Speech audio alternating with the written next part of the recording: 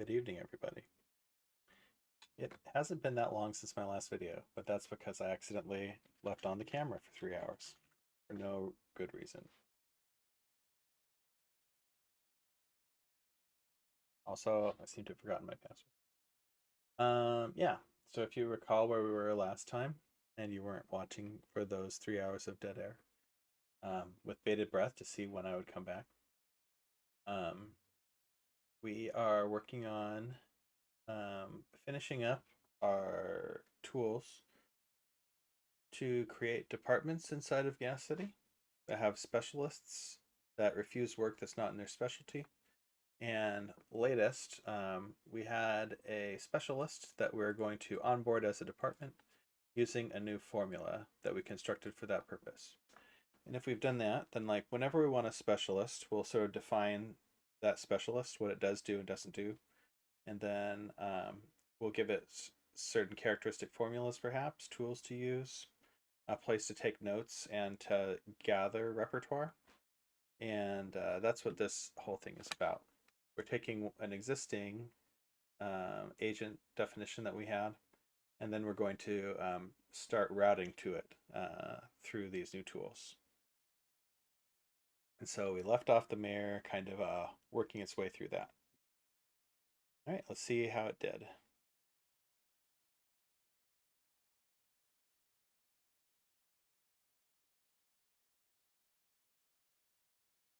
All right.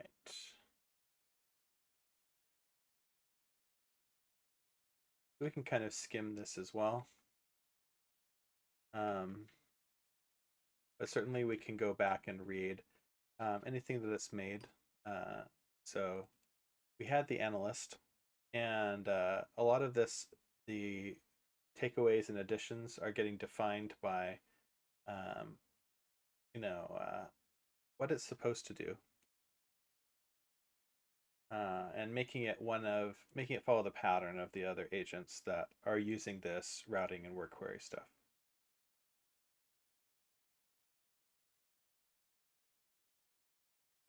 And so this part is the generic stuff about how we accept work in this system that we have sort of been hacking on.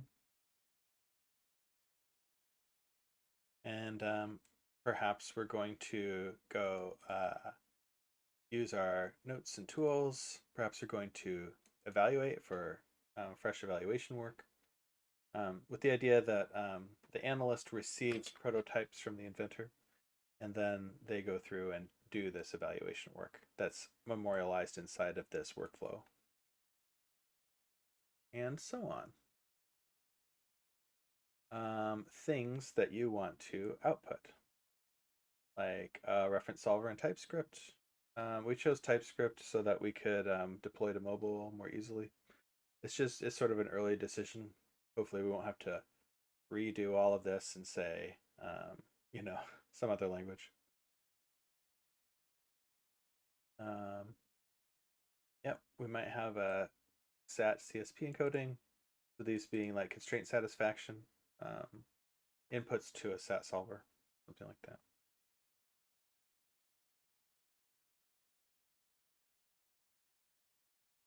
Cool. And then these would be the sort of outputs of what it thinks of the game that the inventor came up with.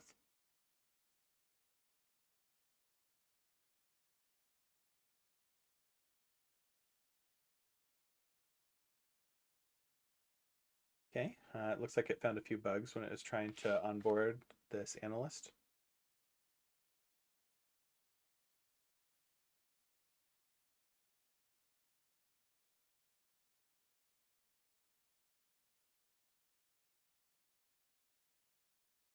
Probably went from a template into the new files that were created in the previous steps. One question that you might have is like, where are we recording all of this? Like, right now it's all resident in disk. It's not like it's published out to a repository or something like that.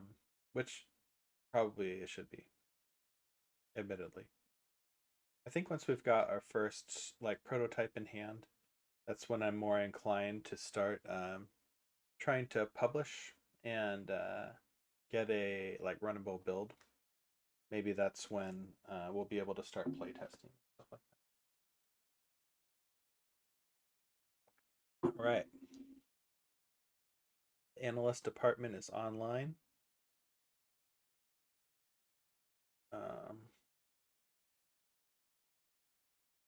We found a small issue.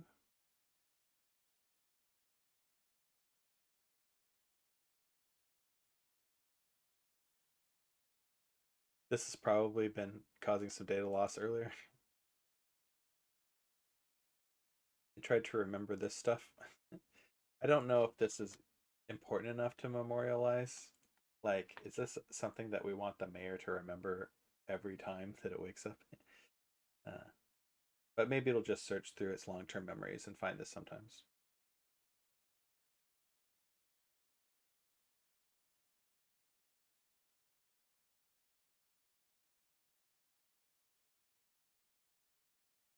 Remaining incremental rollouts.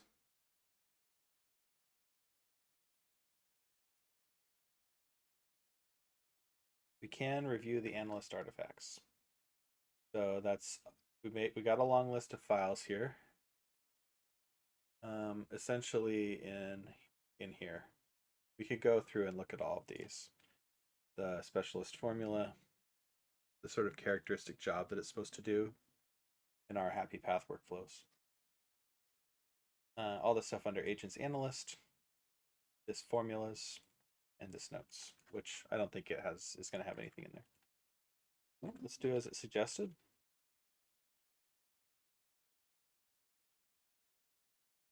Pretty simple.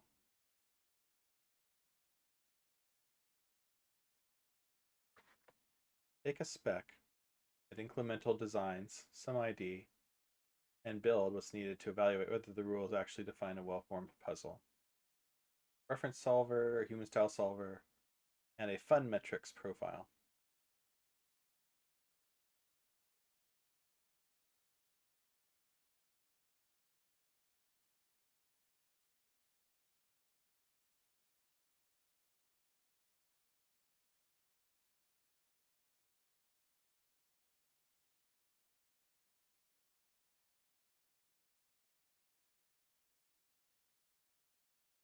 Cool.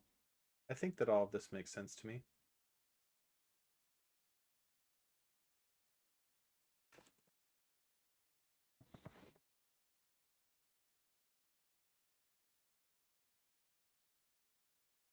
Cool. I can get on board with this charter. What kind of things do we do? We make reference solvers. We look for things that are under an over constraint. We try to take a spec and take it to a well-formed puzzle. We know something about certain topics that we shouldn't do.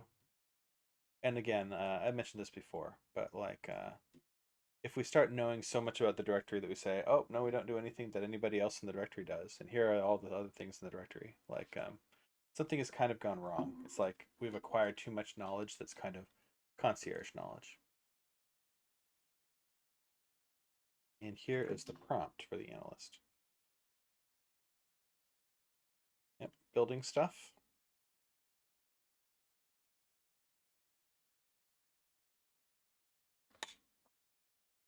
Some of this, there's a lot of repetition in some of these prompt templates, and we might be able to sort of template that out.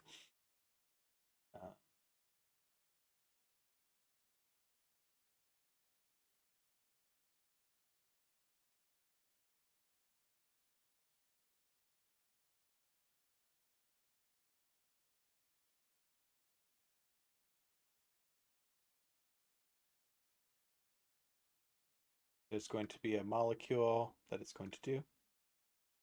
All right. I think that's all ready. We didn't go look at the formula for analyst evaluation. We could do that.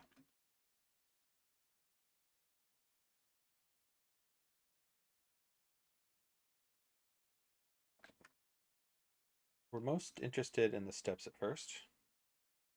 So first is the evaluation ask bead that the analyst should use. Then we go read the spec. We implement a reference solver.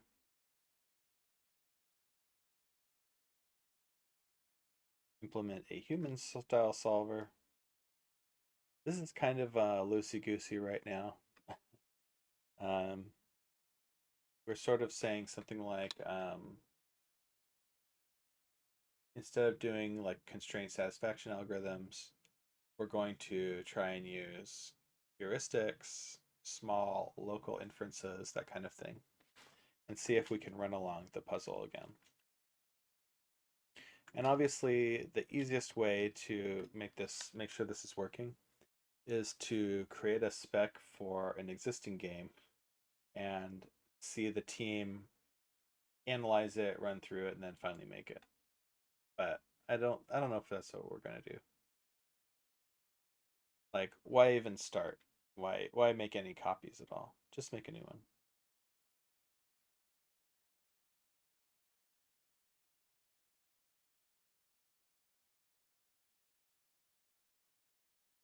We should have a response for the analyst now.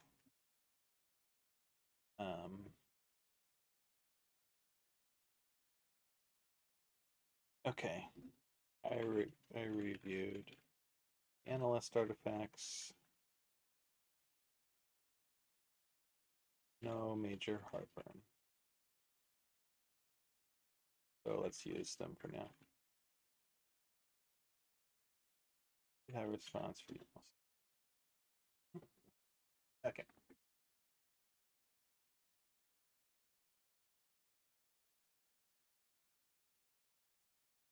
Hope your evening is going splendid.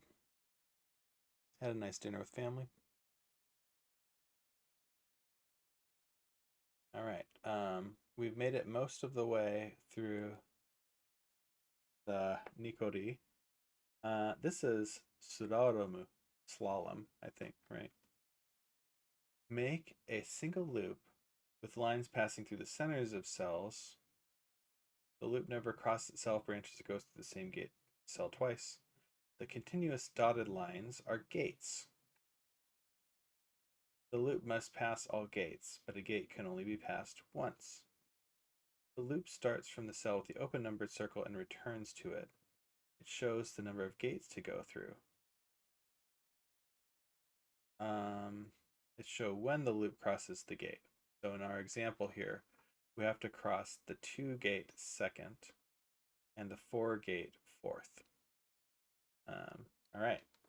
So this will be interesting, I think.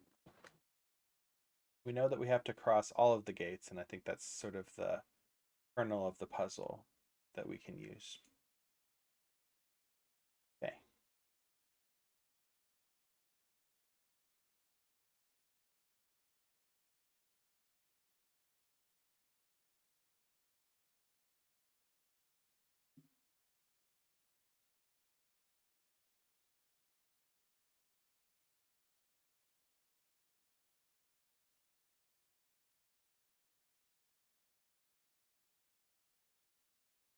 A lot faster if I just save them and close them.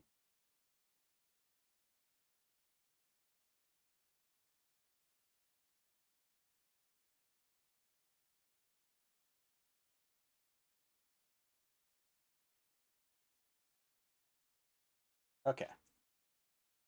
Let's begin. Let's get a good snow color going here. All right, through here. Gotta go through this one. And only go through each gate once, which makes sense if our path is constrained in that way. This way. This way.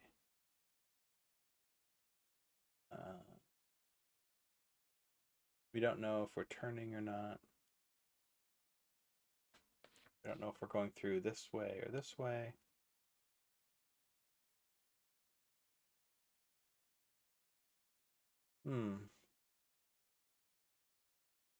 I guess what's weird about this is that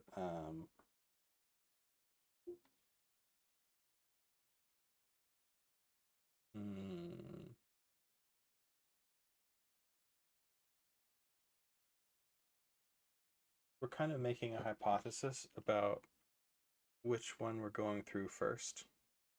So, because we don't know, we're going through 5 gates, right? 1, 2, 3, 4, 5. But 3 of them are not labeled.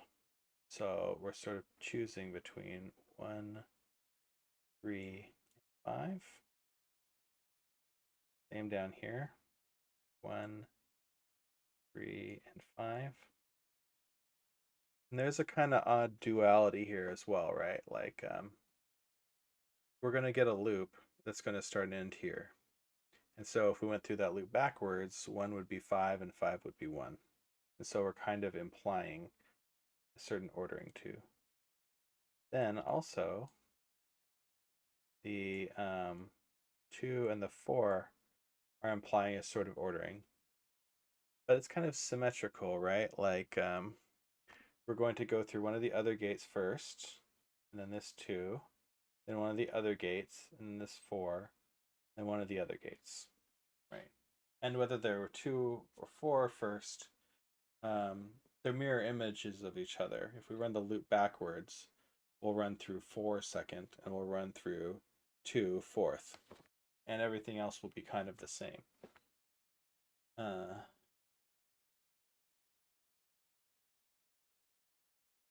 So another way to think about this puzzle is that it's consisting of a series of left and right choices, right? For instance, if we go right, then we're sort of labeling this as gate 5, and then we go to gate 4. We'd search for a way to get to gate 3. Then we would do gate 2. It doesn't, that path doesn't really work. I can show it to you.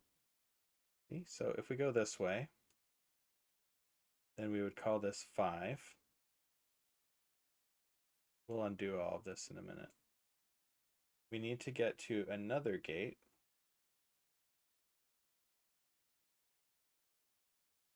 The only other one to get to is this one over here, 3, because we can't double back on our path and things like that. And then we would go to 2, but we'd be sort of stuck in this dead end. It doesn't matter where we go from here, we're going to get stuck in that dead end. Like if we wander around this way, then we'll get to 3, but then we can't get to 2. If we, yeah, so there aren't that many choices left, I guess is the point.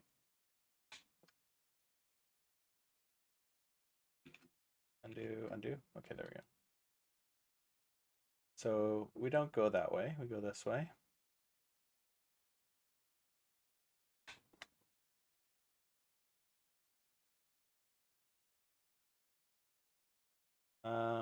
I mean, I can just tell from looking that we're not able to go through this because that would cause us to go from 2 and then immediately through 4. So we definitely have to go this way for sure. We're not going to complete this one. But if that's true, then we've got to go through this gate this way. Right? Because we have to go straight through a gate. That provided some dead ends for us over here. So now we've got this one next to the 2. That means we're actually labeling this is number 1. 2, and then we follow the line around. This would be number 3. We want to get to number 4. We want to get to number 5. And then we just got to end back where we started. So that's our slalom. I think the interesting thing about this puzzle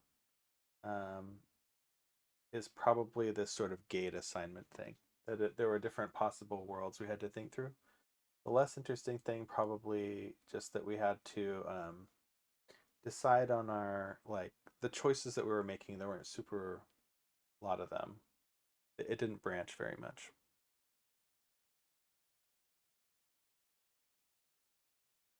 All right. Checking the analyst response.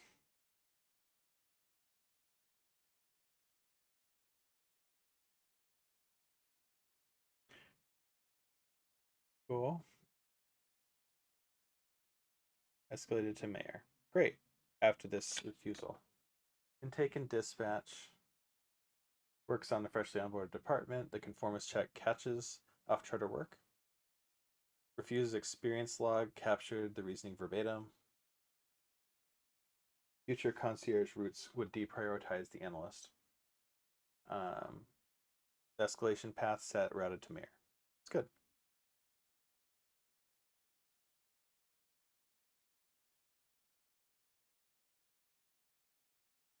Cool. Final validation summary for the architecture. Sling just makes molecule to accept work. So it's sort of like proposing that somebody takes something on. It's not actually assigning that work.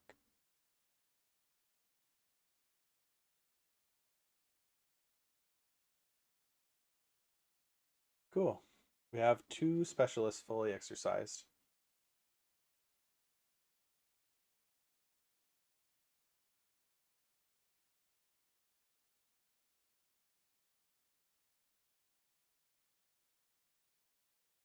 Okay.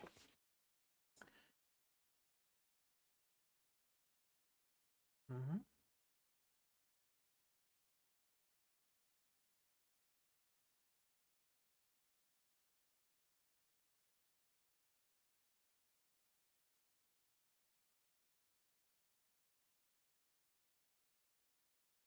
Cool. Is it saying that it's getting tired? Sure. Let's continue with 2 and flesh out the other agents in incremental.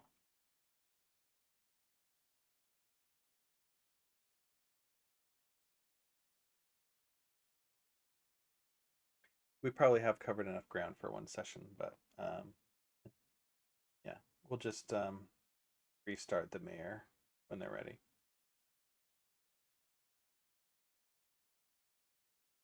I didn't really look at how much context we're working with here either.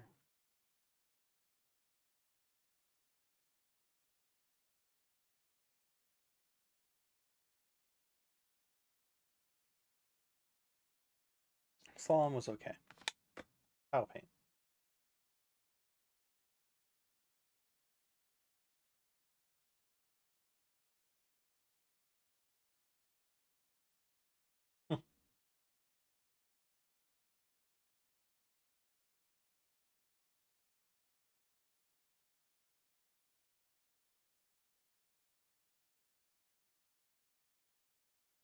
All colored or left uncolored. So yeah, similar to a puzzle. See if I can find it. Pattern. This is Picross, right? And the way this works is that we're given the runs of black squares in the row, and then we have to deduce which ones to color black in order to satisfy all the constraints on all the columns and all the rows. Usually start by, and I'm sort of distracting myself a little bit here, I'm sure. This is an interesting row because there were no choices. Those are all forced moves. There's exactly 1 way to fit 1, a 10, and 2. In an underspecified row like 6 and 2, we're not sure which 6 tiles are going to be the black ones and which 2 are going to be the second set. We have to match them in order. So we've got 1 first, and then a run of 10, and then a run of 2. And then that clue is kind of used up. And so we can start making some deductions about based on sort of what's going to fit in the row. We'll give an example. Let's look at this one next. 8, 2, 8, 2. It's symmetrical, or it takes up symmetrical amount of space. If we look at this 8, we'll see something interesting happen. Let's imagine that we slid the 8 up to the top of the puzzle. It would cover all of these squares up to here in the middle, because this is a 15 by 15 grid. And let's take the 8 and slide it down to the bottom. And we come up here, and what do you know?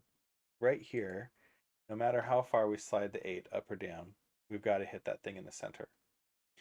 Now we've got these 2s on the side, and a run of 2 plus a separator it takes 3 cells to construct, right? How do I clear? Is it middle click? Yeah, shift click or middle click.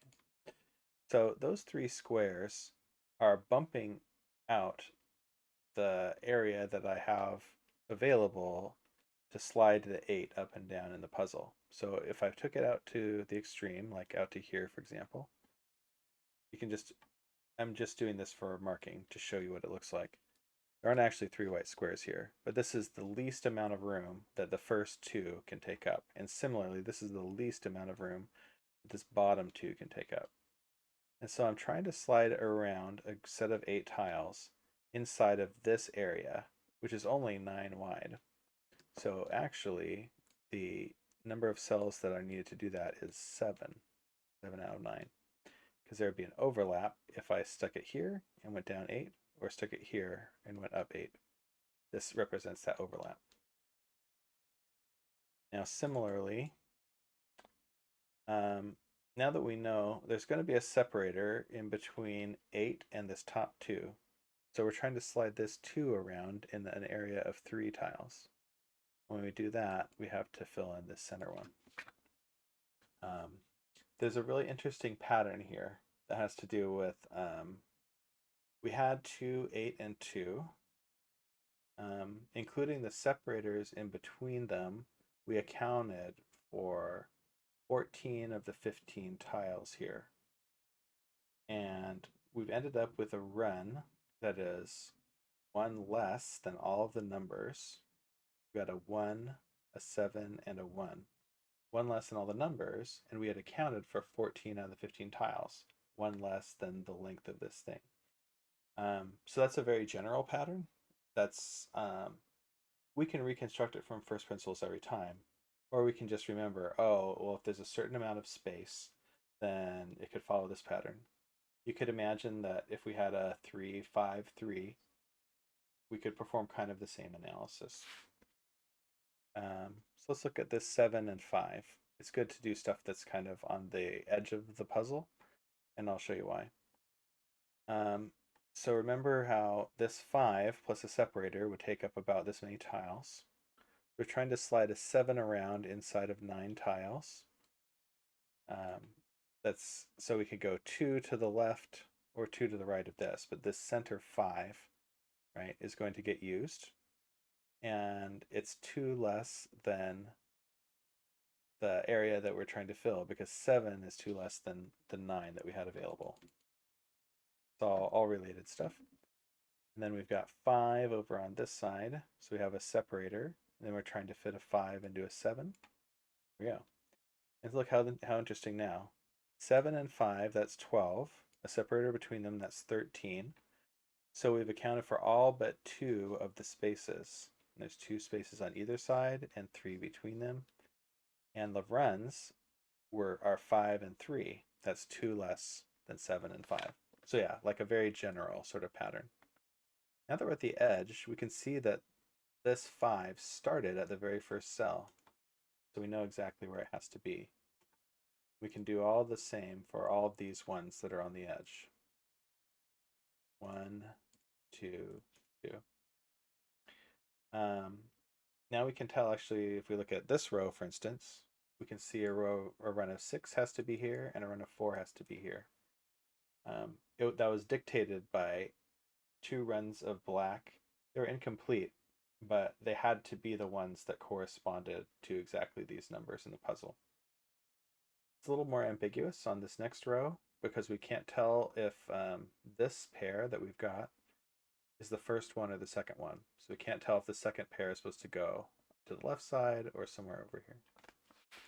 But we can deduce that from other clues too. One interesting clue, if we started our 3 on this row right here, we run into this problem. There's not enough room to do a 3 before you start running into this first clue. That actually implies that this first run here is the first clue. And so we can't put one here. And if we try to start it here, we get a run of 4, which is also forbidden. So it can't be here either. So this is the first clue. That's the 3, and it corresponds to here, and we were able to fill in some white squares as a result.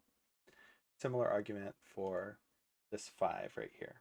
If we started from this square, it would make 6, and we can't have that. Similar sort of argument on the next row. If we start our 2 here, then this next, there'd be a separator, and this next one would be a 1 instead of a 4.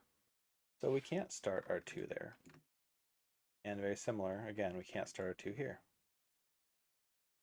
We have to start it here, and this is the 2. And we know the next run's length, it's 4. Then we've got a 3 and a 1. It actually fills out the whole rest of the line. Let's look at these columns on the right. When we start a 5 from here, and we know that this next block has to be part of that first 5, right? There's no way that we could slide the 5 out of the way. In general, we would know that anything after the block that's already there is part of the 5. Because we also know that this separator is here, we have to place the final square right here to make our run of 5. This next block has to be part of the remaining run of 2. And so any other block that we placed, it would make this longer than 2. Similar arguments for 6 here. If we try and slide it to the top, then we have to have some overlap with this first square here. We're not sure if the last square goes here or here. We can notice that on row 3 here, we've got our 2 2s, and so the rest is blank. And then we can take that over to our first columns here, and we can see that they fill in. We can look at our first row. Usually you want to check anything that you've sort of mutated if you want. Here we've got a 1 and a 4. It's not immediately obvious, but these two can't be part of the same interval because they would make a segment of 5, and that's too many for either of these numbers. So they're actually from 2 different segments, and the first segment has to be a 1, the second segment has to be a 4. Anyway, we can kind of go on like this. The reason I brought up this puzzle is that it's very similar to the one that was in the Nikoli list. There's lots of fun rules that you can come up with to try and do these a little faster. This one was interesting because I couldn't jam a 3 into this small segment before I hit a blocker. Right? So, and in the same way as I can't get a 2 into this small segment. The 2 actually has to be right here. The second one in this row, in this column rather. And neither of the segments can reach this blocker that I got rid of.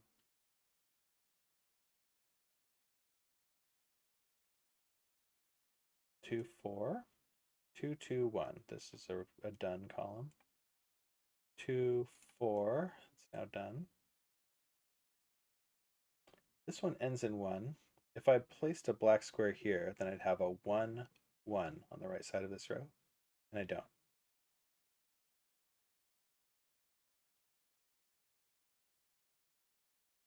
And all the rest of the ones in this row are 1s. 1, 2, 1, 1. There's one more over here on one of these sides. We found where the 5 goes. The 3 and the 2 could technically fit in here, so we're not sure where to place on this bottom row yet.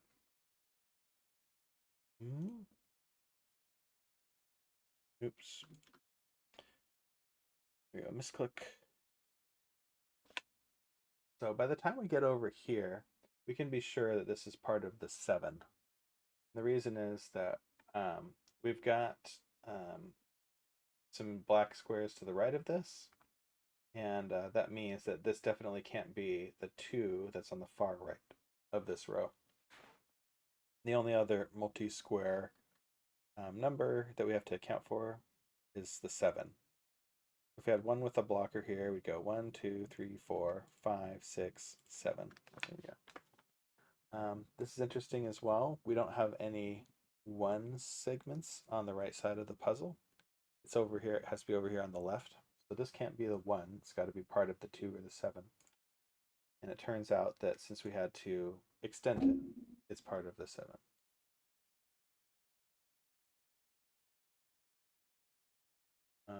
How can you tell somebody played a mobile version of something for way too long?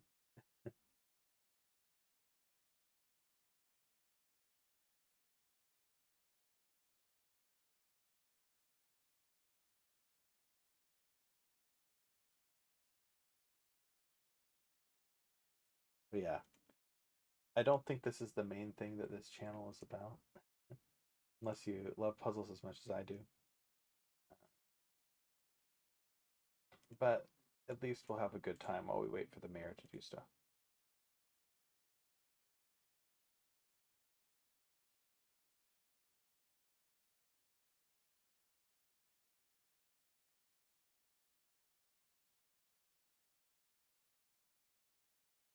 And in this particular game, I think it's creating the patterns, not to mean anything special. Oops. Yeah. There we go. So I think, make of it what you will.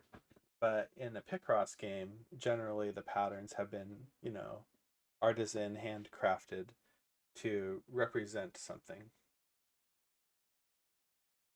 to make a picture or, pixel art or something like that. So we can see what we can make of tile paint now. Yeah, all the cells of a tile are colored or uncolored. How's the mayor doing?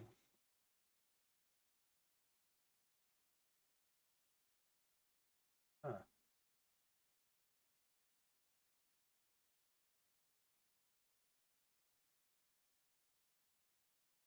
Okay, it looks like, just as it said, it's going through and onboarding all of our remaining departments in incremental.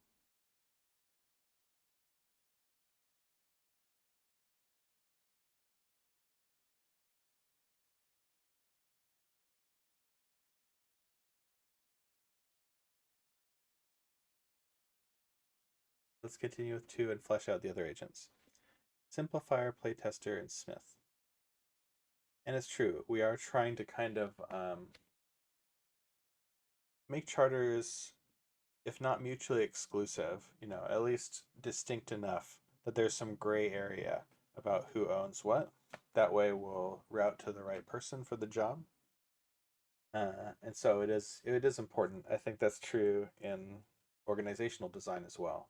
Like, we might have overlapping capabilities in terms of, say, uh, general engineering ability, for instance, but we wouldn't want to have like overlapping product ownership or, architecture ownership or data authority. Or there's a lot of times where you definitely want to have, at max 1 owner for a product, and it doesn't make sense for 2 teams to be stepping on each other's toes all the time trying to maintain a product or answer requests for it or expand it.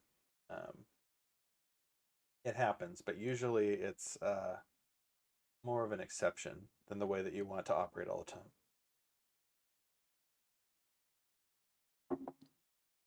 All right.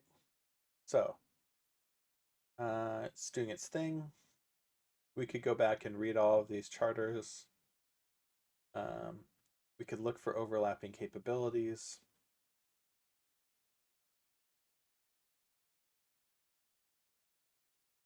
And it looks like it did.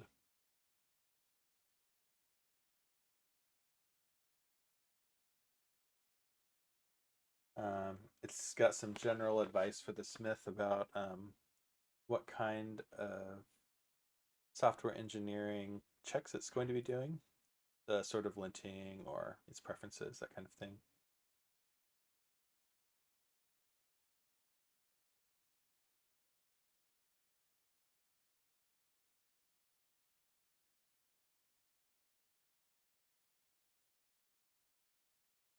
specialist formulas on reviewing code changes, on assessing with playtesting, on linting, refactoring, that kind of thing. We've got starting notes. We're running some smoke tests.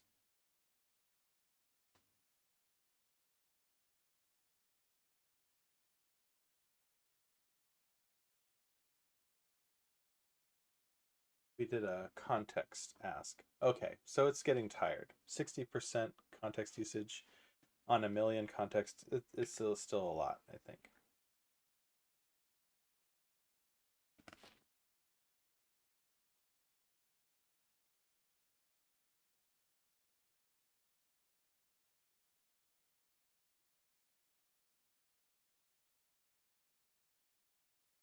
Formula cook attach is non-idempotent. Rerunning creates a new Lisp rather than detecting.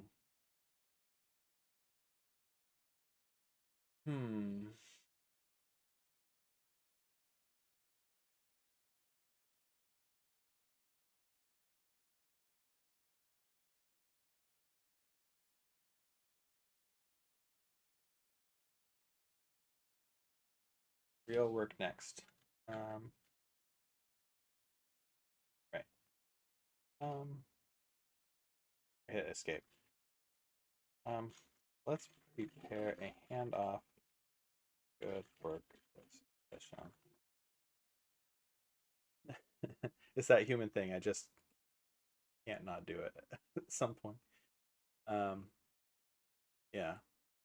I'm more being polite for my sake than for its sake. Okay. So we know that the dark areas need to be filled in all at once. And that we need to fill in say we see this 4, and in this column we've got to get 4 dark tiles. And in this row, we've got to get at least 1 dark tile, but we don't know which one it is until we start filling things in. But 4 is to the max, so we've got to fill in here this beautiful tile in whole. Got to fill in this one, including the one to the right. And we got to fill in this last one. So all forced by needing to do 4 in this row. We satisfied this column 1 dot dot. And what's weird about this is that when we dot one of the things in a tile, we dot the other one because they're up, they hang together.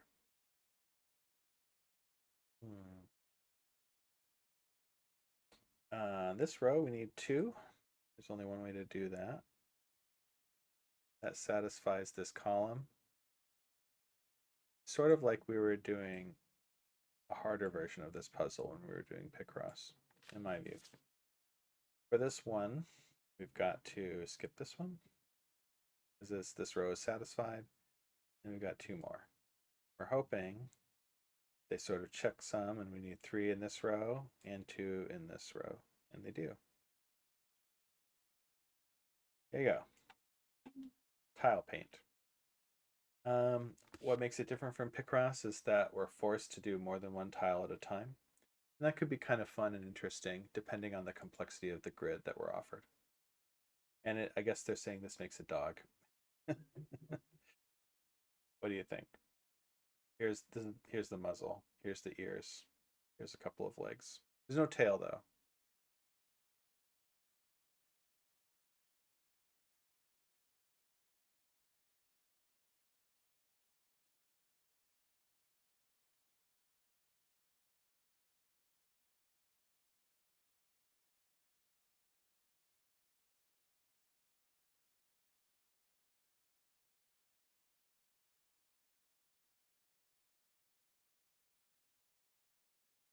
Okay.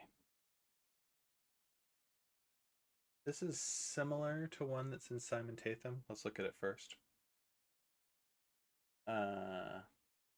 Galaxies. I find this puzzle quite hard. I think that there are no good general ways to solve it. It's more of a sort of theorize and check kind of puzzle. But the basic idea is that every part of this grid is going to form part of a galaxy. And every galaxy is going to be centered on one of these dots right here. And each galaxy contains no lines separating two of its own squares from each other. So it's one two-way rotational symmetric region. I mean, the smallest one is a square, but this is also a rotational symmetric region. And so is this. And so is a bunch of more complicated stuff. And our job to figure out. And so there are lots of rotational symmetric regions that we could draw around each galaxy. But the arrangement of the centers of the galaxies and the fact that no tile can be claimed by more than one of these galaxies, it implies that we'll be able to deduce, more or less, all of these places. So we can start with the ones on the side. You can see the opposite of this is on the west side of this galaxy, there's a wall, and so on the east side, there has to be a wall. And similarly, on the south side to the north. You can do kind of the same for anything on the edge. It's not obvious, but this galaxy is straddling these two squares, and we actually need to pick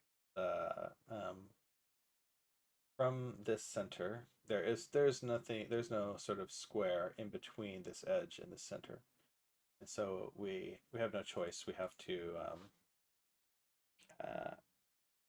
go directly to this next edge and use it. And similar kind of thing happens here. On the border between two galaxies, we say like right here, there's no way that these two cells can be part of the same galaxy. So there's a border between them. And we can do the opposite of that border right here. And for this one is rotation symmetric with this. And the opposite of the north is here on the south. And we're not sure. Right-click on a dot and drag the mouse to place an arrow in a grid square pointing at that dot. Indicate you think that square must belong in the same region. So the way that looks is like this. It's not always helpful. It doesn't help you hypothesize very much, but it's kind of the best tool that we have available. This one, somewhat counterintuitively, it looks big, but it's straddling four squares. And yeah, we actually have to say that this is on the west side, and we need the corresponding wall on the east side.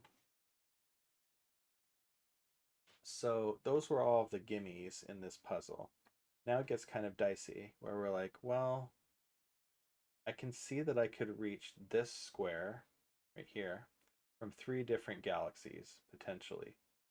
There's this one, there's this one, and then there's this one. See how those arrows are overriding each other? Not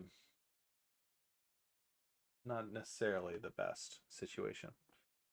So we're kind of hunting around for a square that perhaps only one galaxy can reach, or realistically use. This is right in the center. It could be part of this galaxy. One thing that we could kind of notice, so take a look at this pair right here. On the south side of the center galaxy, we could include this square, but on the north side, there's a wall there, right? And since the rotation symmetry is demanded, we can't actually place this arrow relative to this galaxy.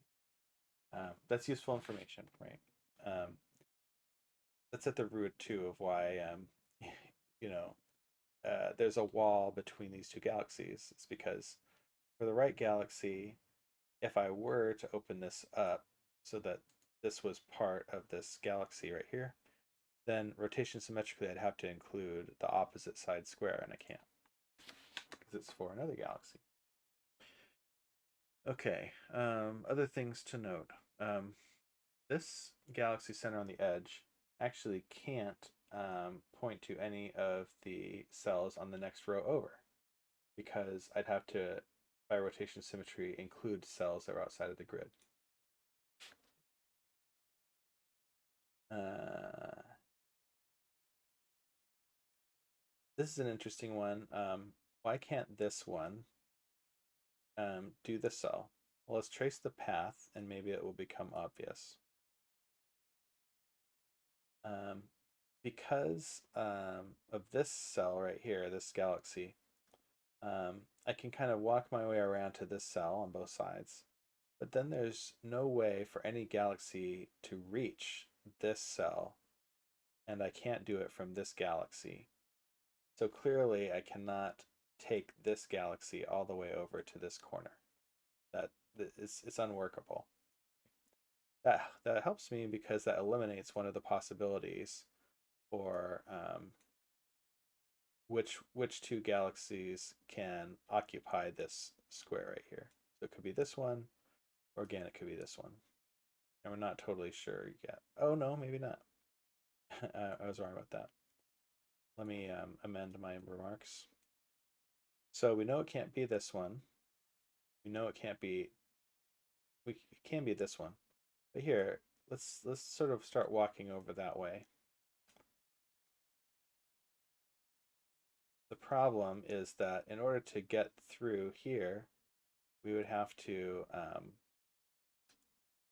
sort of mislabel one of these cells. So we can't actually walk that one all the way over here.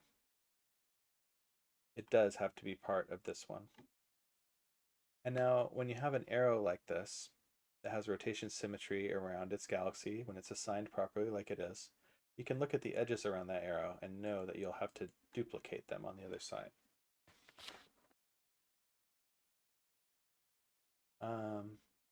By a very similar argument, this galaxy, in general, a galaxy cannot partake of a cell that's on the other side of one of its walls. So it's not going to take care of this cell. And this one, we already sort of made the argument that we're not able to walk all the way over here because we'll leave this gap that nothing can fill. So this has to be part of this galaxy as well. There's a potential now that this cell is part of this galaxy on the left, but it's actually easier for those guys to get over here. I don't think this one works still. The same argument that there's a possibility that something could go through this gap. We already mentioned that can't get anything from this far row, and it's the only galaxy that has a path to this cell anymore. So we can be sure that this cell isn't owned by this galaxy, but it's possible, here's one theory, that this is owned by this galaxy. The second theory is that this is owned by this galaxy. Yeah, it's pretty difficult in Simon Tatham's to mark competing theories in this puzzle. Okay, great. So we did our handoff.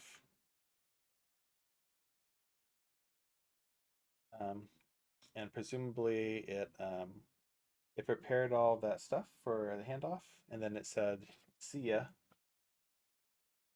The mayor session got created again.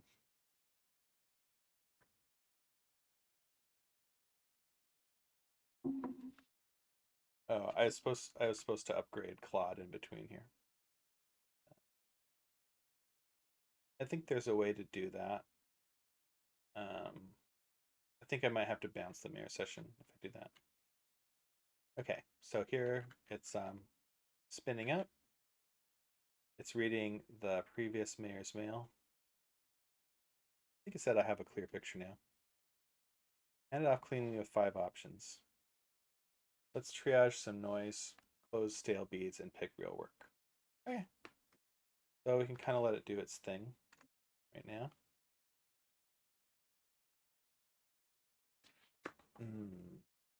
Let's try and finish up this galaxies. This was not a it was not a difficult one per se. There is a sort of strategy that kind of goes into like in a sort of maximalist kind of way. Can I pick a galaxy and spread it as far as possible and see what happens? That's often an interesting sort of theory to sort of push against the puzzle with. Here's another interesting square. Remember how I said that this galaxy can't own this thing that's on the other side of a wall next to one of its arrows. So who does own this square right here? It can't be this one because that would carry the opposite off of the board. It might be this one. This might actually be the only real candidate.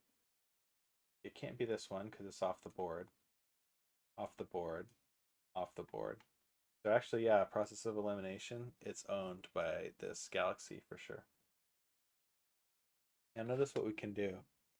If we know that this square is owned by this galaxy, we can draw a border in between here and here. We can actually finish off that galaxy. Second thing we can do is note that we have this border on the left side of this arrow. We have a corresponding one over here too. We could imagine that there's even more information attached to this, and we could start drawing walls over here, which could still be a thing.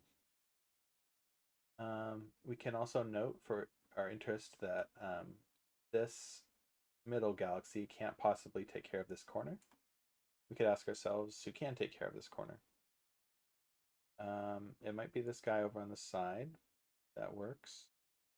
This definitely doesn't work.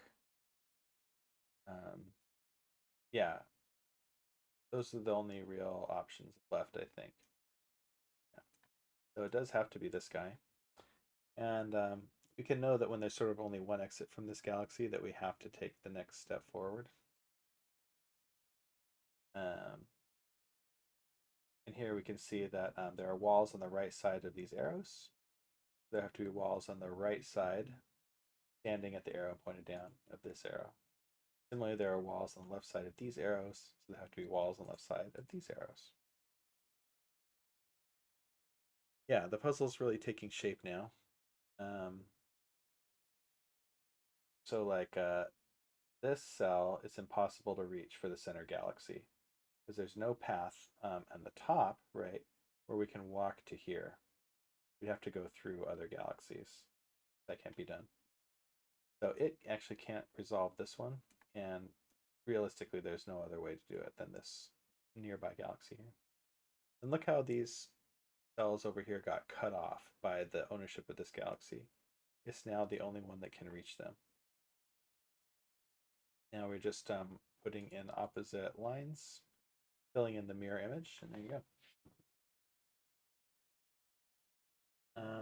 The puzzle is fairly close to the end. The only way to get here to own this one in the center would be to own this sort of sibling there. And again, these got cut off. We can examine these arrows and determine that there's a little box down here.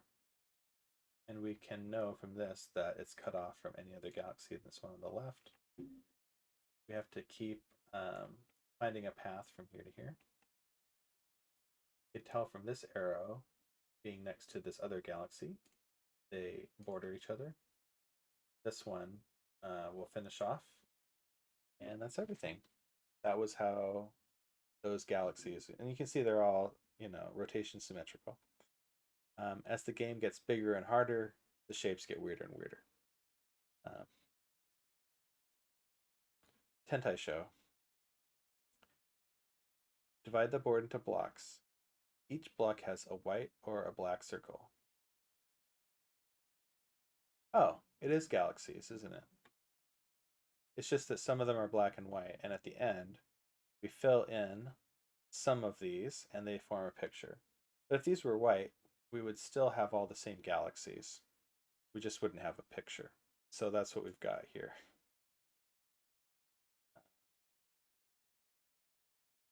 Just out of curiosity. Yeah, Tentai show. Okay, so it is actually the same puzzle.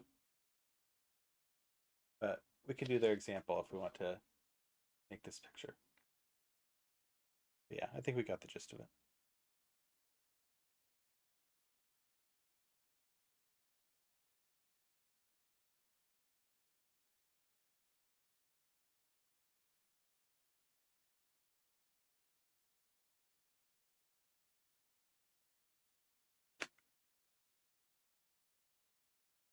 Not sure what everyone's doing right now. I think we're just sort of cleaning up from before, and it'll let us know when it's ready to start working on stuff. Maybe it's trying to figure out the adult server health issues, which is fine. All right. Ooh, it's coming down to the wire. We've got 3 puzzles left in the Nikoli list. Usawan.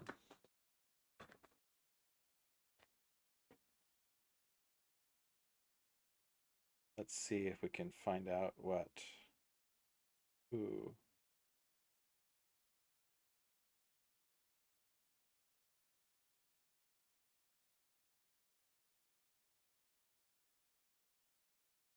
All right. So is a sort of hard one for me to remember for some reason. Usawan. Liar. Oh, right. I think we did do this one. In each region, there is one of these that is wrong about how many colored cells are next to it. But the other ones have to be correct. You can see in this example, the 4 is incorrect.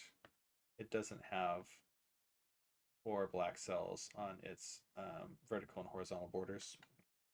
So it's the liar, but that means that there have to be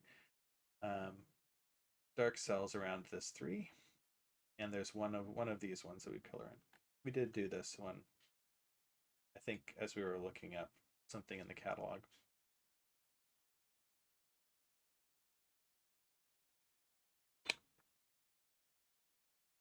Yajelin.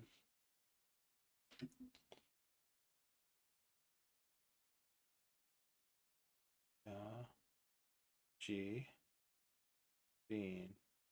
Yeah. Sure, I meant Yajedin.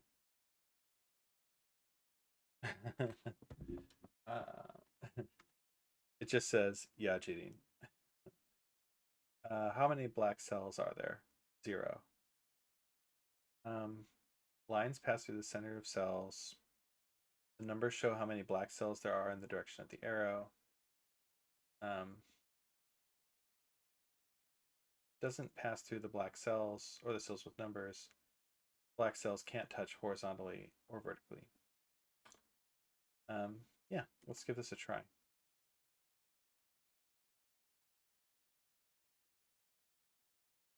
We've got our loop.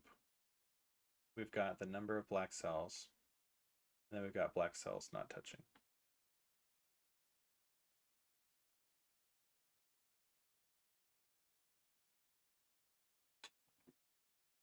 So we know that there are no cells, shaded cells in this direction.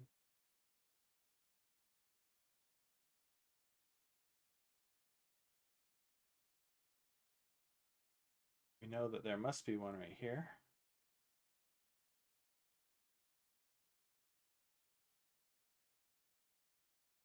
We know there's going to be 2, but they're not touching.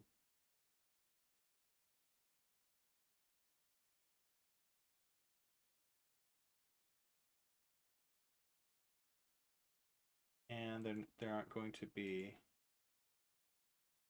in the cells next to.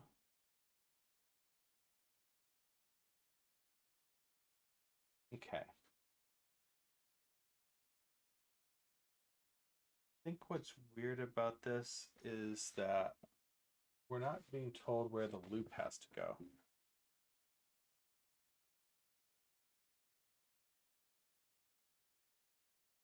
It sort of looks like in the solution we have to go through all of the cells. So that would imply we have to go through here, here, here. We have more looping to do because we've got to get through these.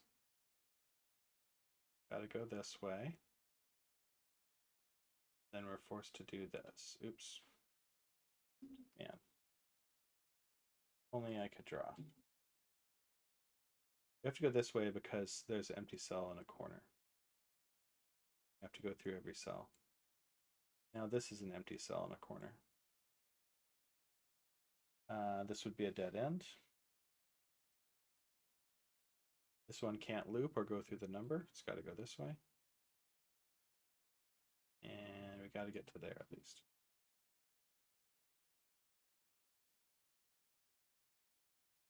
We can't go through this one.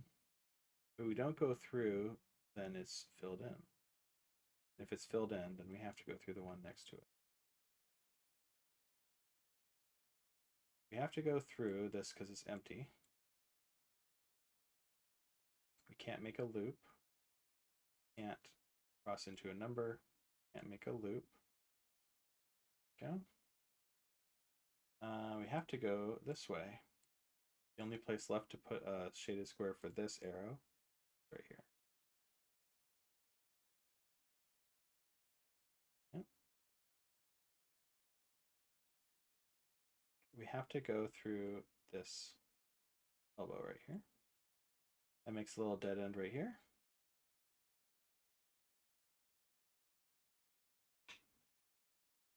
We have to go through these corners. Can't make a loop, so we have to go this way. No choice for that one. And no choice for this one. It's kind of walking through the hallway between this shading and this number. We have to have a black cell right here so that we can satisfy the arrow that's right below it. That means this is in a corner and this was in a corner. Here we go. All right, we missed one. Any of the dead ends or the places that the loop goes, we have to color in. All right. Cool puzzle. I like this one. I like anything that's sort of like loopy, I guess. Sort of like Slitherlink.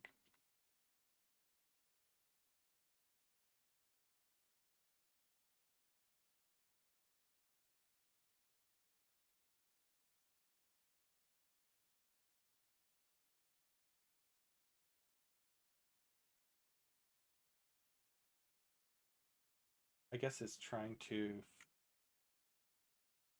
figure out what's been going wrong with the dog or the adult packs or that kind of thing. Okay. Yajirin. It was first featured in 1999. All right, last one. And I don't know if this list of puzzles is comprehensive, but you know, we're starting there. Move circles to the end of the gray areas. Show the movement of a circle by an arrow with the tip of the arrow in a gray cell. Arrows don't bend or cross other white circles or lines. They go straight to the gray area. The number in a gray area equals the total number of the circles that enter the area. You can see here we took a 5 and we got a 1 in here, and we got 6. Empty gray areas can have any sum total, but there's at least 1 entering the gray area. Okay. See if we can do that one.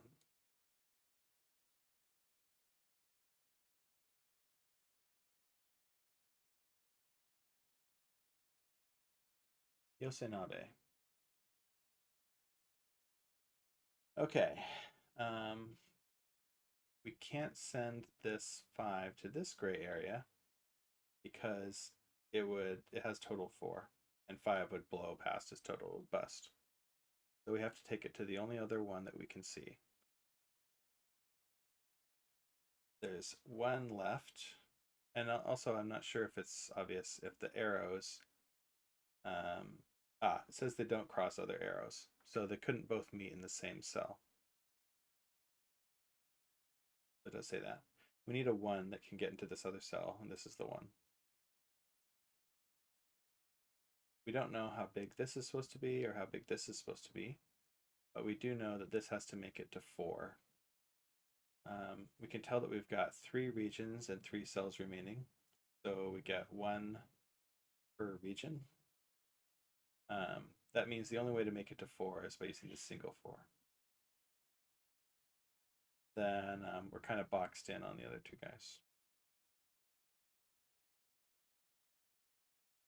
I could see it being more complicated. The summing thing is kind of interesting because there could be multiple options for which ones sum to which region. But yeah, once you figure out one of those, then the boxing in is going to sharply cut down on the number of possibilities that you have to examine.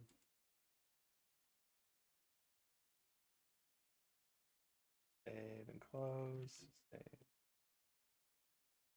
All right, and that's it. We've done everything that was visible on that page, at least, of the Nikoli puzzles. And we have these beautiful proofs that we've explored what they have to offer. All right, so that was everything in this one. Certainly, like the next big task that we have a bunch of other work to do in Antiquarian to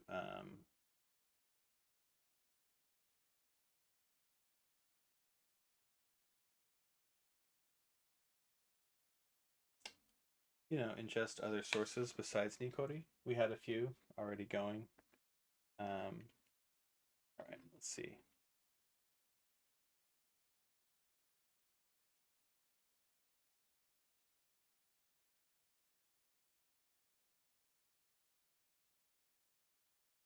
Okay.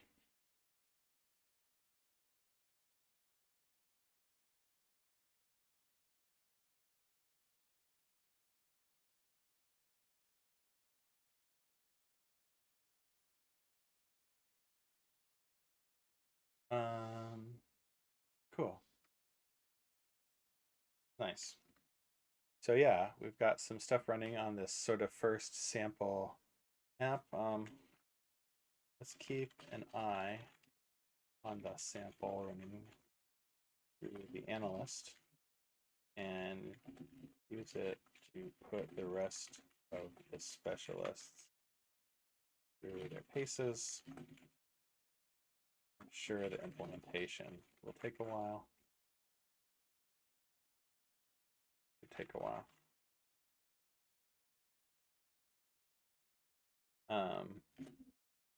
One task we could, I guess we could write beads for that. We could plan ahead for that in beads. Okay. Making some tracking beads. Are we done with the project for departments, dispatch, etc.?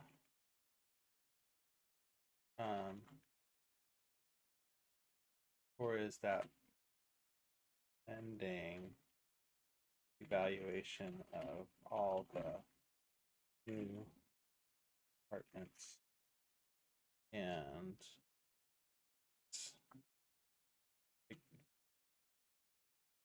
I guess I consider that a way to shake out all the agents in incremental and decide if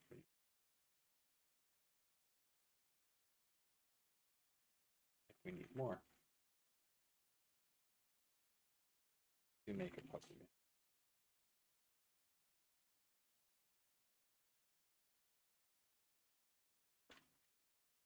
I could go either way. Yes, since I think the concept has been tried a few times.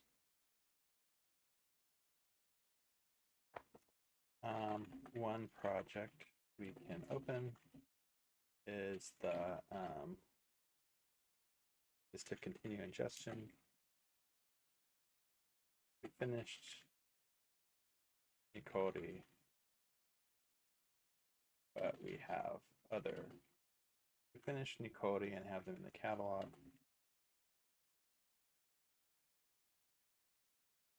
But we have other sources to study.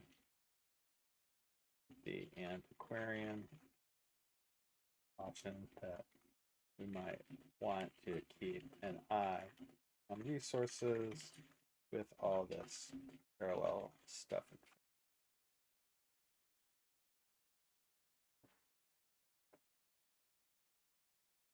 All right.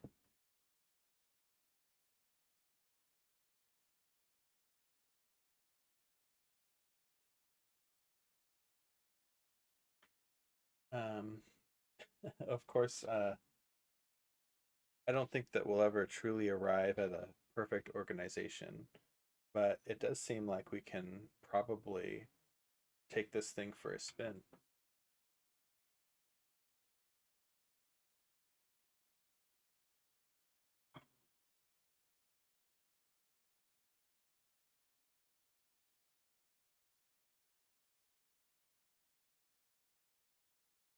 All right. Well, if we're not doing Nikoli puzzles anymore, what are we doing? Let's go look at. I think that we've got ingestion sources in our catalog. So if we go look at incremental catalog, got sources MD here.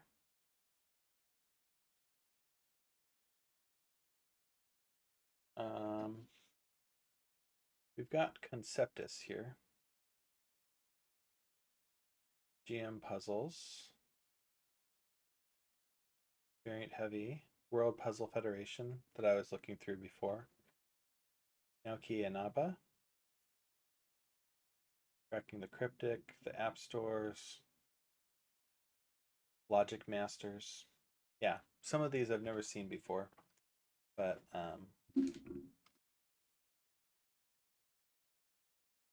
oh, there's more Japanese site only types.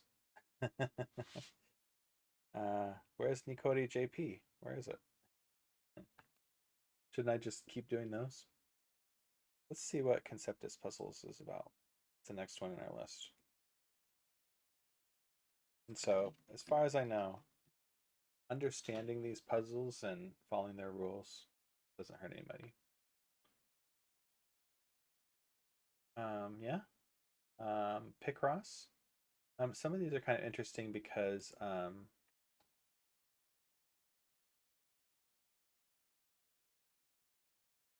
yeah, these ones have color associated with them. And so we actually get a palette of 4 colors, and then we do Picross on it.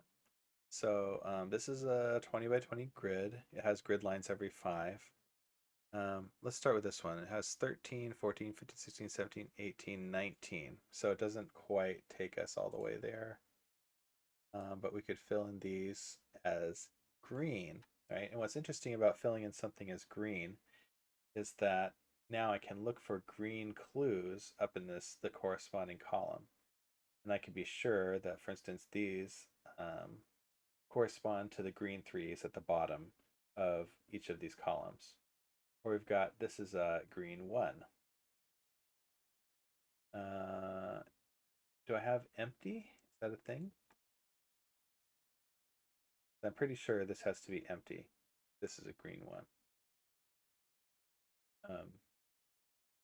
Okay. I haven't done this kind before, so bear with me. We've got a 2, a 4, and a 2. Oh, you know what? I missed something here. When we have 2 in a row, we need to sort of have a blocker in between them, like so. And there's going to be a black, 2 greens, and a black, and this green. So this row was actually fully determined. Get go. You can see that it marked empty dots for me. That's kind of nice. And now this row is marked as cleared because I figured out where everything was supposed to go. With these ones, how do I mark empty?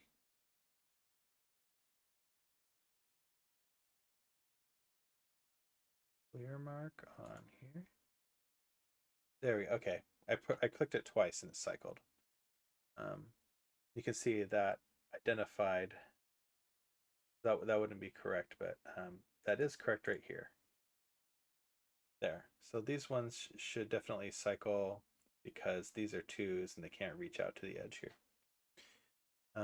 We've got a 6, a 4, a 1, and a 7. That just barely fits in this row. So here we go. 6, 4 of green, oh, black 1 right here. Then we've got these 7, 4, 6. Super useful. We got a bunch of 3s along here. So this version of Picross, fun and beautiful. We've got multiple colors, and the color thing actually does add something to the solving, right? So I think this is definitely like a site to pay attention to in terms of like making one of these puzzles not only more interesting but more fun. I guess we're actually playing this actual horsey over here.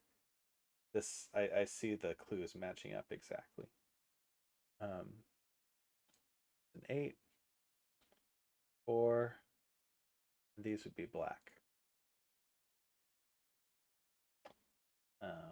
But yeah, you can kind of see how we go about solving these, I guess. Play new puzzles each week.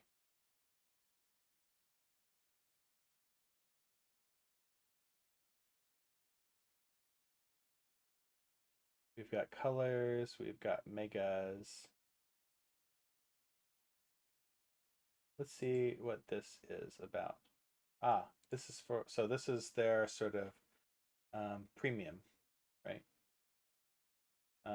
You can play more free puzzles, and I imagine that there's going to be a way to pay for more, I suppose. Yeah, that's why here it is. Become a member. I guess this is just to actually make an account. Maybe it's free. That seems kind of surprising. I would think that here they were. I'll look this up on Google Play for a second.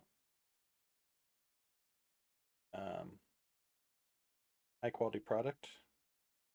Doing something like I'm planning to do. I think the only big difference. I put in Conceptis. Ah, the leading supplier of logic puzzles to mobile. So yeah, in-app purchases. There we go. What if we were doing the same thing?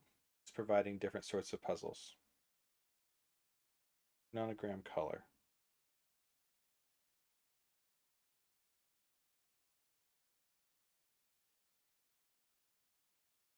There's lots of things called nonogram color.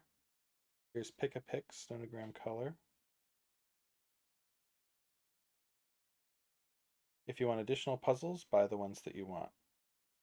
No pop-up ads, no energy running out or dark patterns, just a straightforward puzzle game.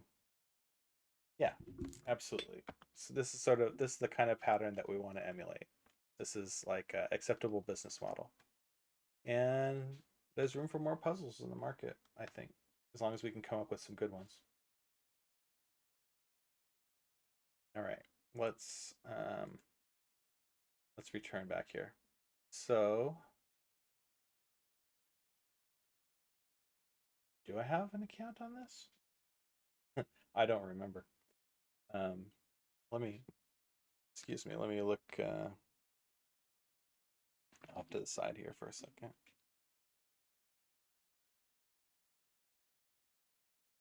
I don't remember.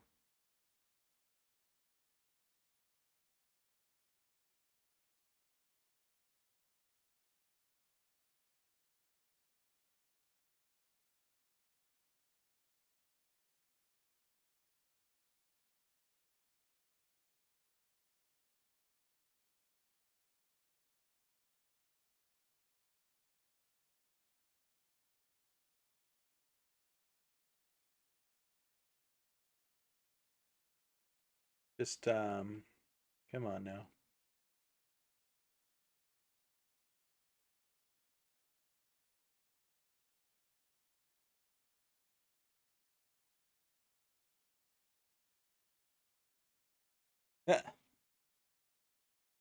It did not let me use a strong password, which, you know, characters 16, no symbols. All right, copy, paste, paste. Oh, come on now. No, I want 16, random, autofill. There we go. Update existing. There we go. Update. Okay. I have 0 credits.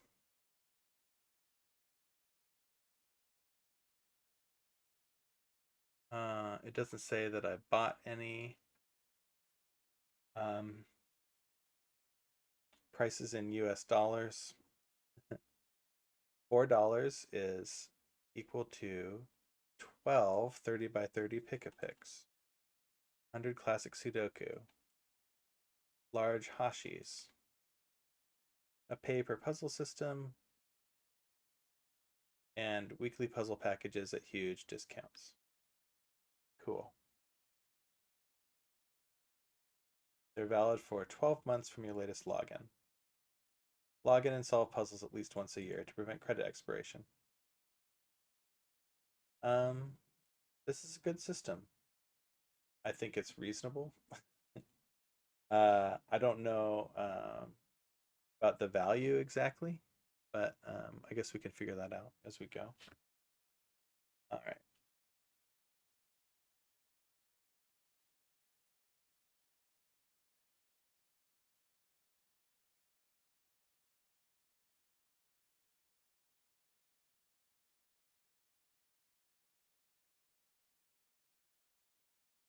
Okay. So we get new puzzles every week. There's thousands of them to buy.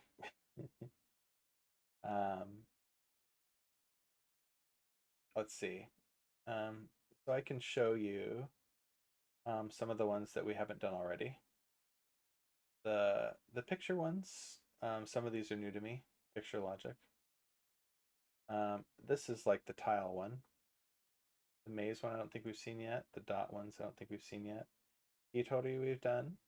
Kakuro we've done. Sudoku. Slitherlink. Ashi. This is like bridges. Kalkudoku. This is Ken Ken. So we haven't seen that one, but it is available in Simon Tathan here. And remember, the Simon Tathan ones here, Keen instead of Ken Ken.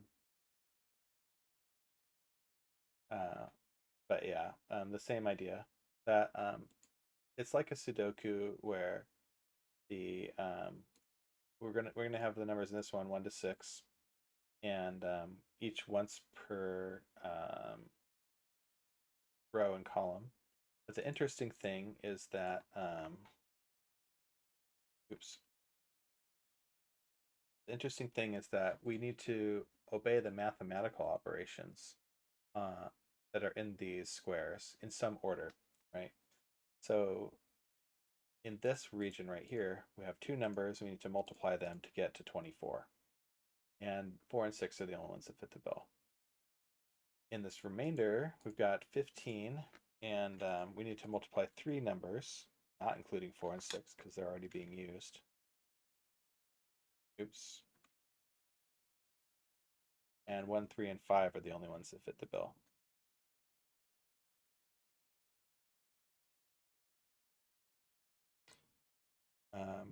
Yep, big puzzle fan stuff here.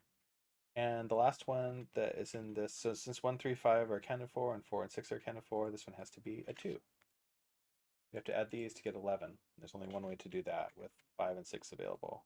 Well, there's 2 ways. Either 5, 6 or 6, 5. So, yeah, we've got lots of clues.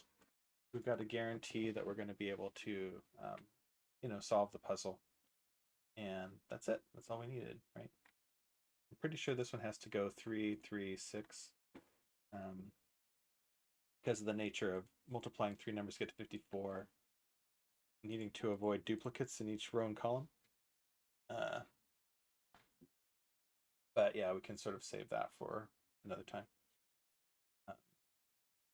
If the grid were larger, then we might see something like 6, 9, 1, and we'd have to evaluate other possibilities.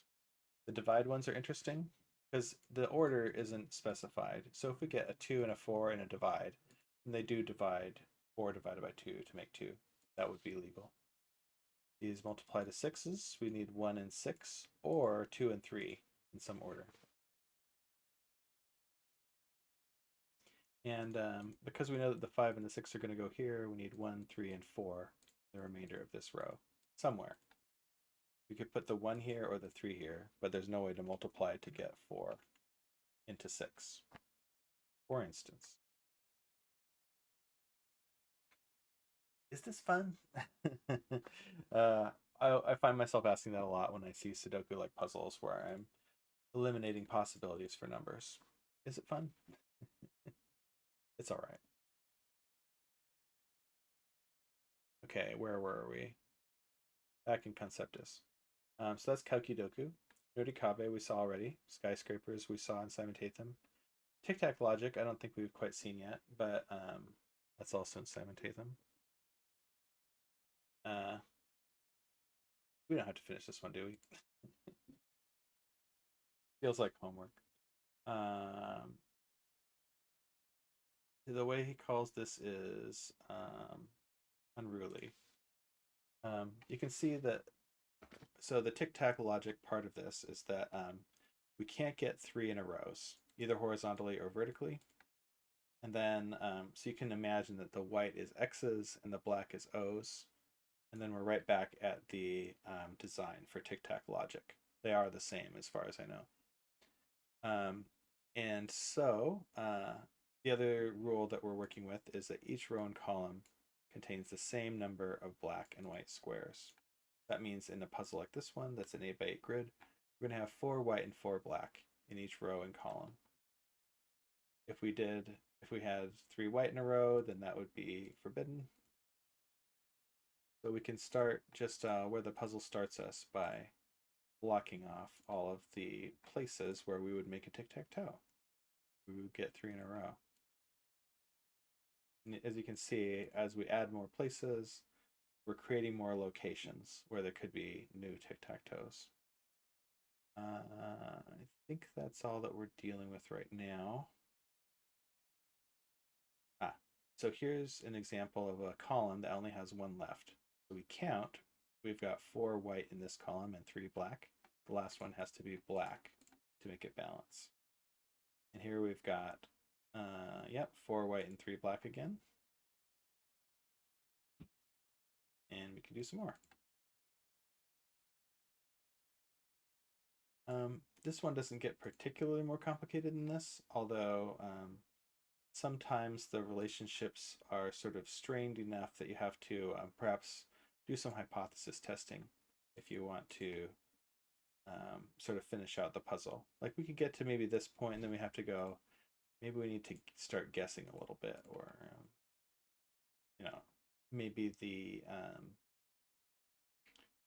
choice of where to go next isn't that clear. So for instance, in this one that has 3 black and 3 white in this column, there's going to be 1 black and 1 white, but which way is which? And similarly for this row and this row. And so we might have to try and start doing some hypothesis testing and then scrolling back if we don't get a good result. Or we might just find the, hunt for the last thing that we need to fill in. And this is a kind of small puzzle, I guess. Some of the weirder behavior you start to see as the puzzle gets bigger in this one, which is one of its virtues, I suppose. Here we go. Okay, so that's tic-tac-toe logic. It's good that we're looking at Conceptis, and we're going to see some duplicates here. I guess I don't know how we're going to divine the rules out of this website. But yeah, I think that we've seen everything on this page except for some of the picture logic puzzles and then battleships. So let's go look at battleships. Here's an easy battleship. Oh, okay. It says they have prices like 2 credits. Here's a free one. A classic battleship 10 by 10. Okay. The basic idea of battleship.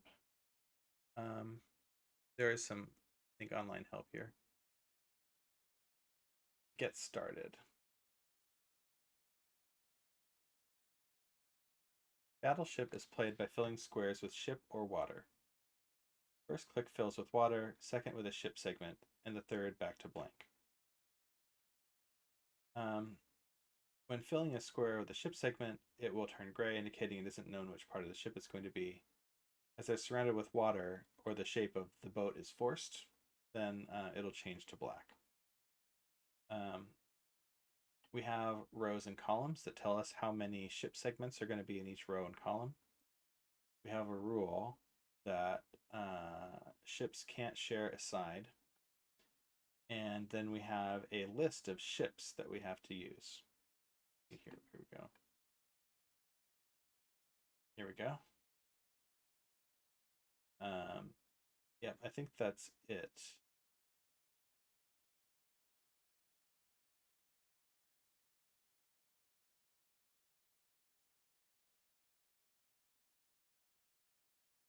No ship touches another, not even diagonally. So that's a sort of key rule that we want to pay attention to.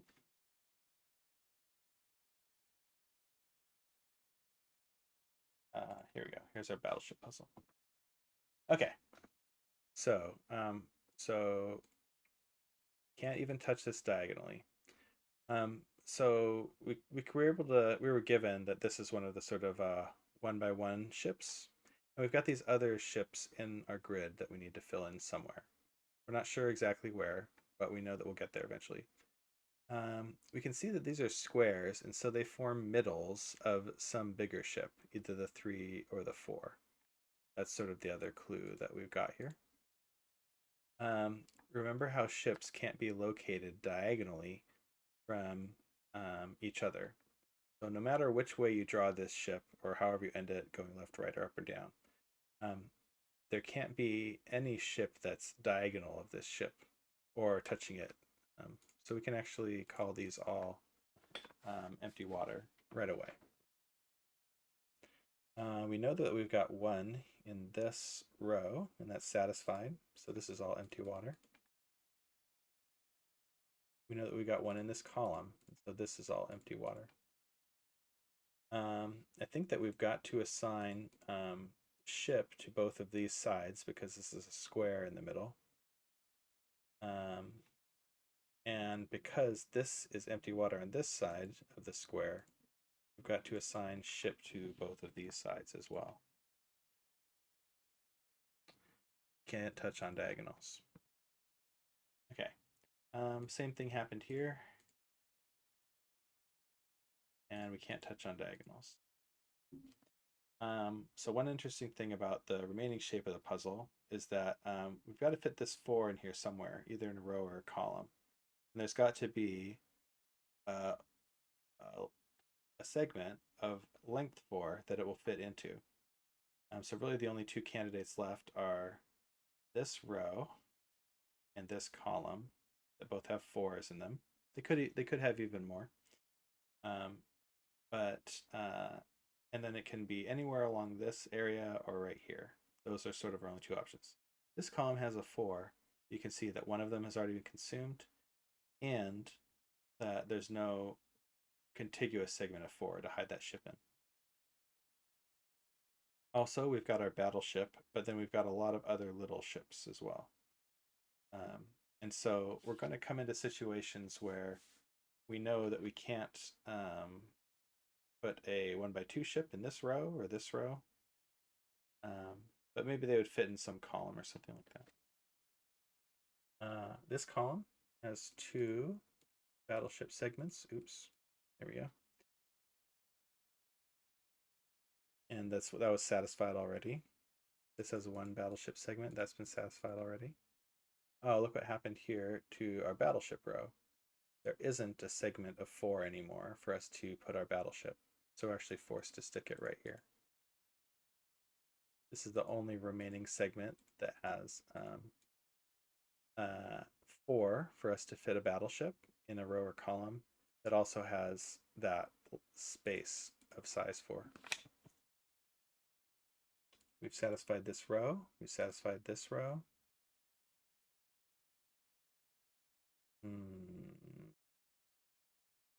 We've got a few of these little destroyers to fit somewhere. we could try to figure out where they have to go. We need to fill in at least 3 more of these, so that implies that one of them is on this column. We don't know which one. This row, there we go, it's satisfied. I just clicked on the row, that was kind of nice. Pretty sweet, if you want to see that again. Hey, this is user-friendly stuff. You know, props to this puzzle maker. Here we're satisfying our column now. We don't know yet if this is going to be, well, I guess by process of elimination here, we've only got 1 square left to get this ship into. And we know that we're out of, what would they be? Cruisers and aircraft carriers. So it's got to be a little destroyer. I guess I'm going to assume that this is like a bubble or something like that. Attack bubble. Okay, we've got 1 destroyer left and 3 attack bubbles. One of the attack bubbles is going to be on one of these 2 columns. There has to be 1 attack bubble along this column. Somewhere. We still need to account for a couple more. I guess these 2 columns right here. 2 in this column. Those are definitely a thing. We can eliminate these. They're diagonal from a ship segment. This 1 is fully satisfied. Let's see.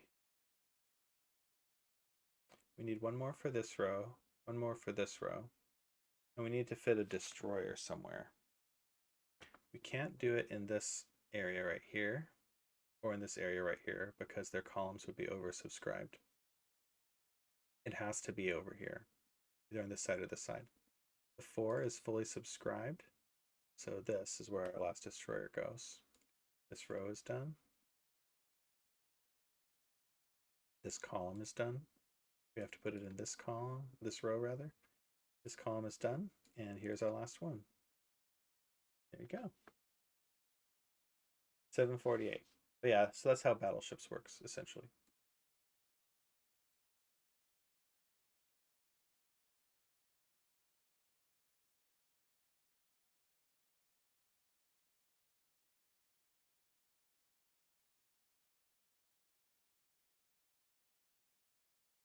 Okay, yeah. Total respect. We've got samples, rules, tutorial, techniques, tips. Some of the stuff that, if you've done enough of these, you will figure out for yourself. That is what they were called: battleship, cruiser, destroyers, submarine. Okay, not bubble. All right. Yeah, so there are things to learn from Conceptis for sure, but there will be some, new puzzles that come out of it and some duplicates.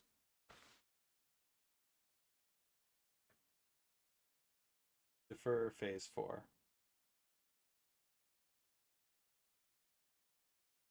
Yeah, I think that's right.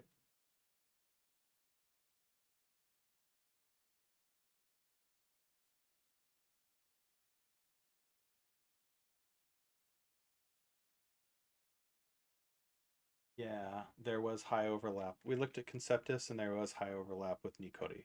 Only a few new ones. Let's go to Janko.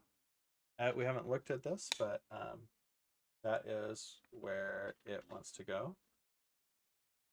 We can. There's no harm.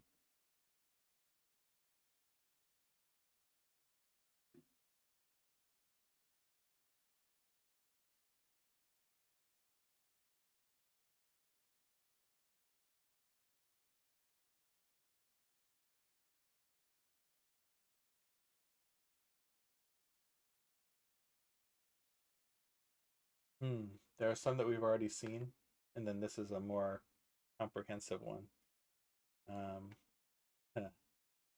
This is rich, I think. English rules, shall we? Uh-huh. Blacken some cells or color the gray cells, either black or white. Don't blacken.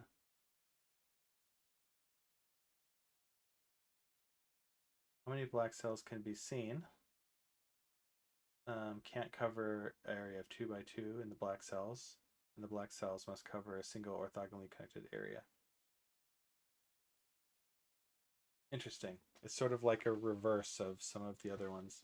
It's a sort of a Nurikabe, but instead of seeing how much island there is on these numbers, we're seeing how much water we can see from here. Okay. I noticed that there are English rules.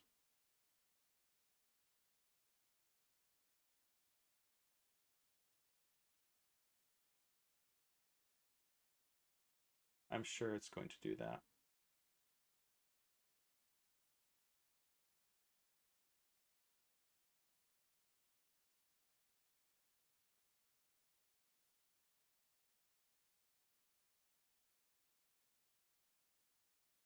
There were a lot of puzzle types here. a lot. So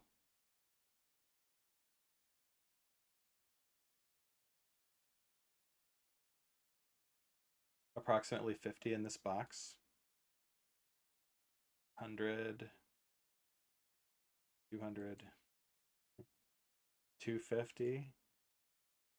Yeah. It's beautiful catalog, obviously. And it's sort of arrogant to think, hey, we're going to do better. Hey, look, a whole section just for Nikoli fits in a small little box of this catalog. I mean, that might be another way to do this whole catalog thing, not reproduce this, but yeah.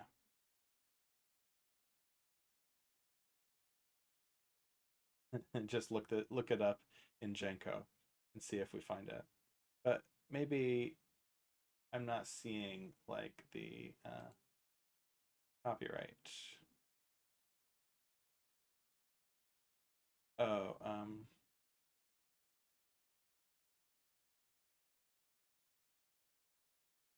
I need to read this because I'm not sure that game rules are copyrightable, but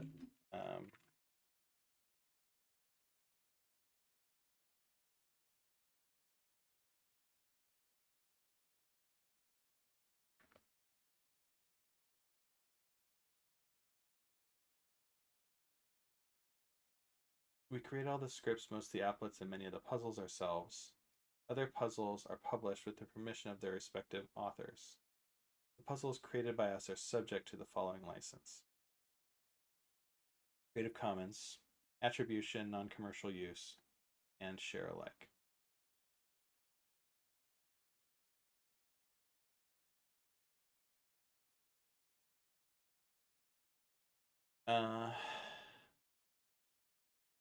Let's be really specific about this license, because we want to be above board about whether or not we're allowed to read this.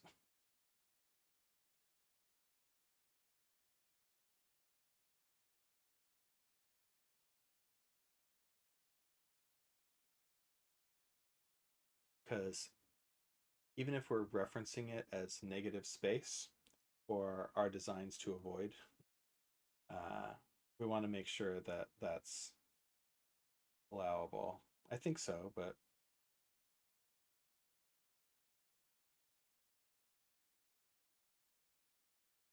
a work based upon the work. Recognizably derived from the original.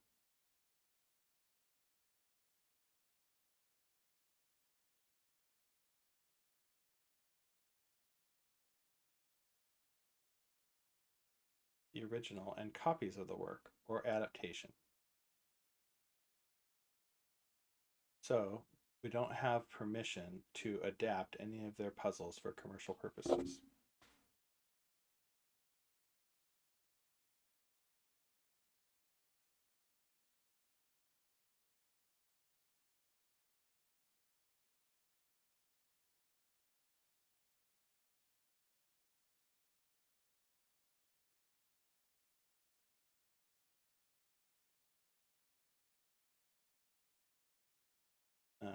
So yeah, I do intend to be held to the terms of this license. Not intended to limit any uses free from copyright.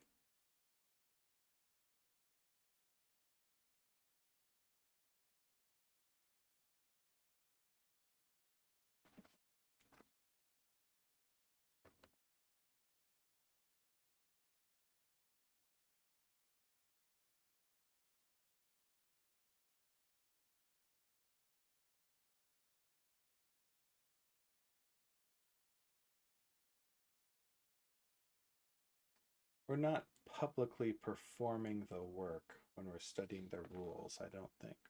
Or even doing a sample puzzle. I doubt it. But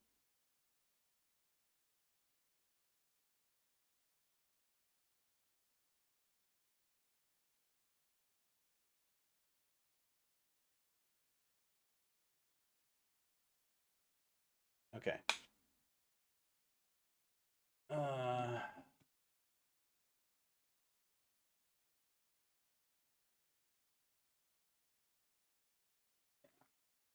uh, who knows? Maybe this will be a wonderful meme video where I learn about copyrightable parts of board games. Game rules and mechanics cannot be copyrighted, as they're considered ideas or functional elements under copyright law. This specific expression of those rules, such as the text and artwork, can be protected. That's what I believe. So let's think about what we're doing here. What I think that what we're about to do is we're going to learn the functional elements of different puzzles in an attempt to avoid reproducing them in any way or copying them, uh, to try and innovate at the edge of what's already been done. And so I do believe this essential summary. This one's about video games.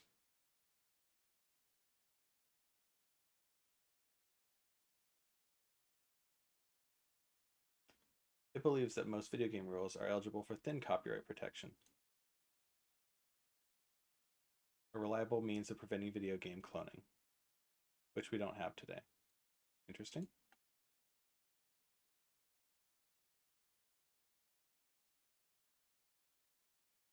And here's the counterpoint. Again, here we go. Copyright does not protect the idea for a game, its name or title, method or methods for playing it. Anything involved in developing, merchandising, or playing a game. Once it's made public, nothing prevents others from developing another game based on similar principles. It only protects the particular manner of an author's expression in literary, artistic, or musical form. That was consistent with my understanding.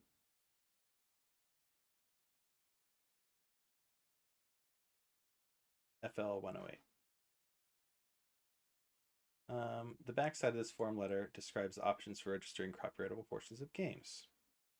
If there's any written element, like instructions, the manual, we recommend you apply to register it as a literary work. You'll register all the copyrightable parts of the game, including its art, which could be important. When the copyrightable elements of the game consist predominantly of pictorial matter, make it a visual art.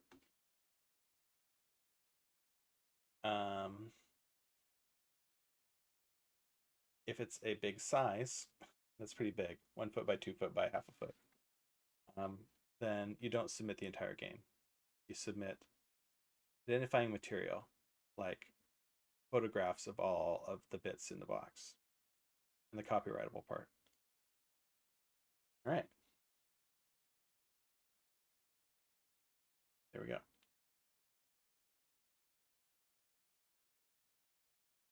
So what I believe is, if we reused the copyrightable portions of this, which is the particular expression of these works as they appear on this website, the programs, the applets, or even the text of the instructions themselves, that those would be things that we'd have to obey the license for the license that says we must attribute to the original author, we must share under the same license, and we must use for non-commercial purposes.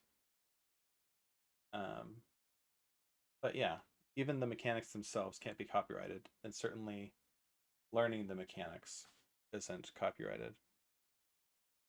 Remembering the mechanics and storing them in a catalog is specifically intended to avoid copyright violations. Honestly, I think is about the best I can do. All right. Hopefully, no one minds that I played a puzzle on stream for demonstration purposes. If so, feel free to contact him.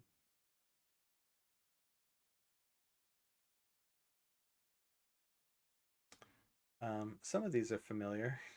These are more like video games. I can't read German, but I do recognize some of these puzzles, like Sokoban, where we're pushing things around and trying to fill holes with stones. But we can only do that by moving our character and pushing behind a block. We can't push. I think we can push a stack of blocks, but not if they're blocked by a wall. We can't push any of the walls, and we can't push anything through a wall. And so we have to maneuver carefully around the board.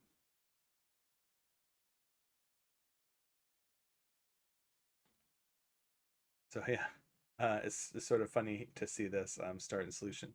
Yes, this would be the solution. It doesn't show you the sequence that's needed to get these boxes into these circles, and especially not in as few moves as possible. I guess these ones are optimizing. So the idea of that being that you want to do this in as few moves as possible, but that's not immediately obvious how to do that.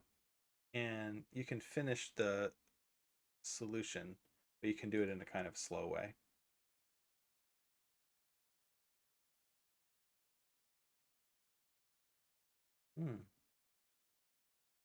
This is a reference to, I guess, some written works.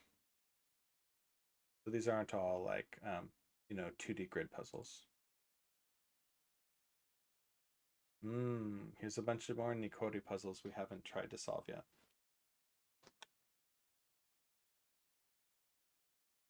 Galaxies, we got. I don't think we know what Kanjo is. We can read the English is still there. Kanjo is a Japanese logikratzel. Draw some loops in the grid. The sections of the loop run horizontally or vertically between the center points of orthogonally adjacent cells. Okay, check. We're drawing from center to center. Must pass through all cells and may cross but never branch off. So that's where these crosses go. They're sort of looping over. Cells with the same number are part of the same loop, with different numbers are part of different loops. A loop must go through at least one cell with a number, i.e. there are exactly as many loops as there are numbers in the grid.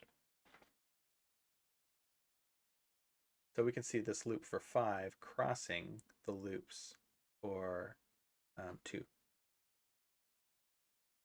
The 3 stands alone, but the 2 had to be connected. And some of the routes are already drawn in for us. We have to use those. This is a fun one. I like this one. Yeah, so hopefully we'll just continue exploring through these. Some of them won't be 2D grid puzzles, and hopefully the mayor will be paying attention to that. The antiquarian will also check that too.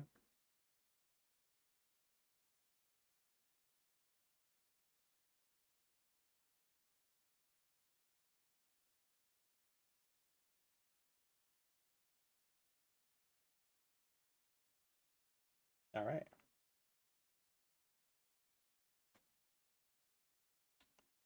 Let's go back to the last time we talked. Here we are.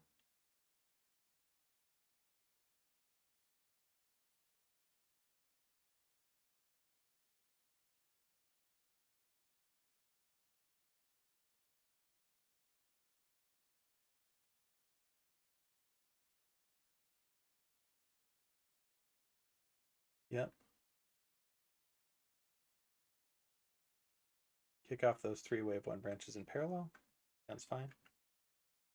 One thing I haven't talked very much about is our Claude usage. I'm sure we have some, but I'm not sure if we are worried about it right now.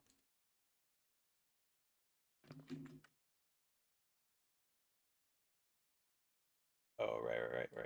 Let's I forgot something.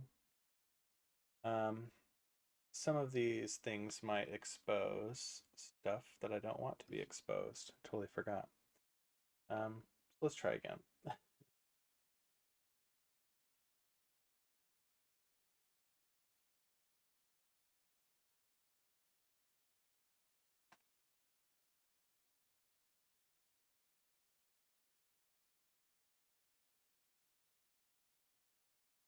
Okay, we had Claude status going, that's fine. We were in Janko, that's fine.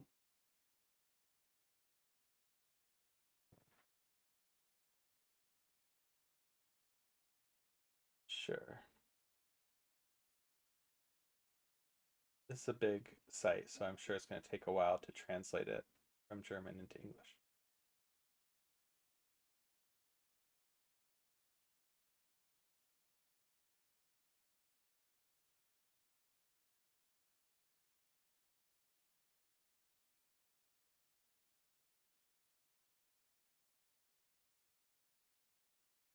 Puzzle poems, it said.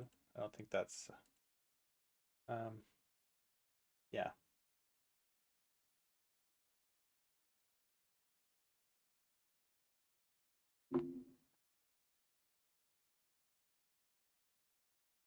Puzzle species.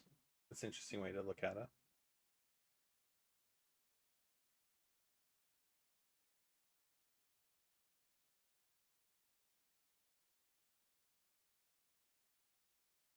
I see. 1 and 2 and 3. We've got encyclopedia entries, we've got text and graphics, and then we've got actual interactive versions.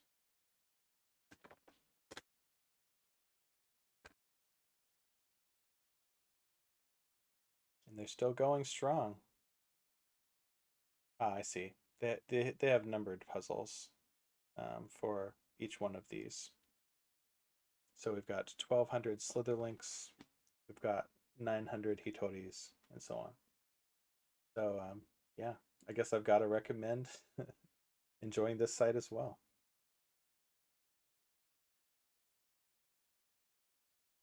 I can tell already that it's going to be a banger. Okay. The Shakeout DAG is going to be the inventor revising, the simplifier. I would think there'd need to be some like analysis, keep going for the inventor. They're in a sort of dialogue with each other. The inventor retries how to make a good example or change the rule set, and then the analyzer will come back and say, I made a solver, your thing's not working.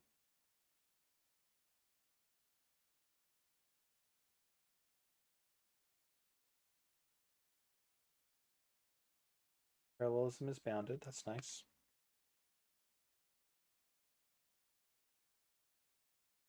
It's trying not to actively poll and just wait for updates. That makes sense too.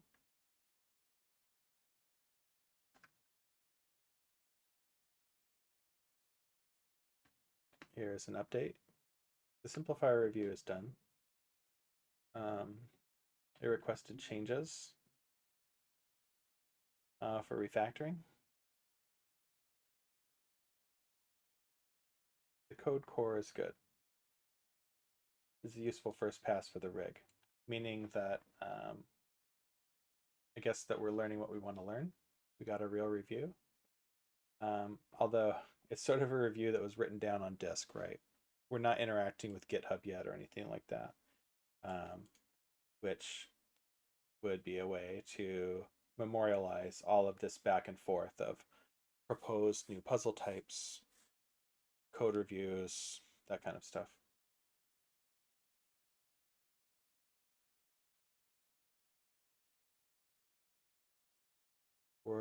trying to just do ingestion when we get a chance.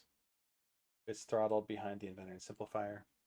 Although I haven't noticed any big performance issues tonight. It seems like it's going just fine. This virtual machine is using most of my CPU, but most of the memory is going to this broadcast.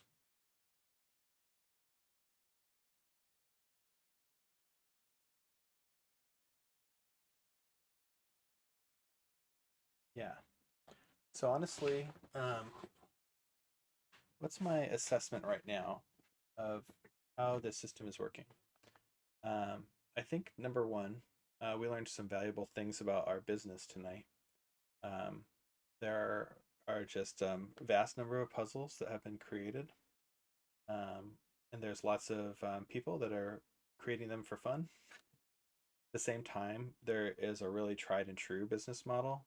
If you look at Conceptis, um, they had an individual app for just one of their puzzle types that has in-app purchases, that has a sort of microtransaction system associated with it. And it's, I think, if you read the reviews on the App Store like I did, you'll see users feel this is very fair. There are no in-your-face ads. You just either have credits to do daily or weekly puzzles or you don't. And you can spend those credits how you please. You can buy more. You can get discounts. You can sort of shop inside of the company store and you'll get the kinds of puzzles that you want and a la carte and not the ones that you don't. So I think the only challenge is I think the Conceptus puzzles have sort of mined a lot of popular, probably, puzzle types, ones that are attractive to users, that are easy to pay for. You always want some more. You're rewarded with not just the satisfaction of finishing a puzzle, but perhaps a beautiful picture or something to admire at the end. And so unlocking an infinite puzzle generator is kind of along those lines, but it's sort of extreme, right? It's like there's different ways to conceptualize what you could do with this to do something different than what they're doing. Certainly having new puzzle designs and attractive ones is a great idea. And there's no law that says that they can't come back and make their own implementation behind me. I'm pretty sure that we just read that the mechanics themselves are not copyrightable, just the maybe visual design or the specific implementation, something like that. And philosophically, I also believe that if somebody wants to make a certain kind of puzzle, then they should feel free. You know, there's room for a lot of winners, and so yeah, I think this is interesting. It's like I don't know how much competition there is in this particular arena of 2D pencil puzzles. Obviously, if you want to pay Nikoli for a print subscription or an online subscription, and you want to send them your money, I think you're in very good company. uh, and clearly, Conceptus has a really built out, mature version of this product, which is totally cool. And I think that trying to learn how well we can do at this, whether it's worth competing, whether we can, you know, piggyback on that same sort of market, um, provide something new and interesting for their audience is a way to think about it. Yeah, I don't know. I feel like the fact that it's been done doesn't mean that we can't do it better or faster or cheaper or more beautiful or, sitting side by side offering an alternative. So overall, I feel kind of positive about that. At the same time, I think that the bar for originality is just getting raised. Like we went through these 30, 40 Nikoli sessions, and I think we can see that we're just scratching the surface.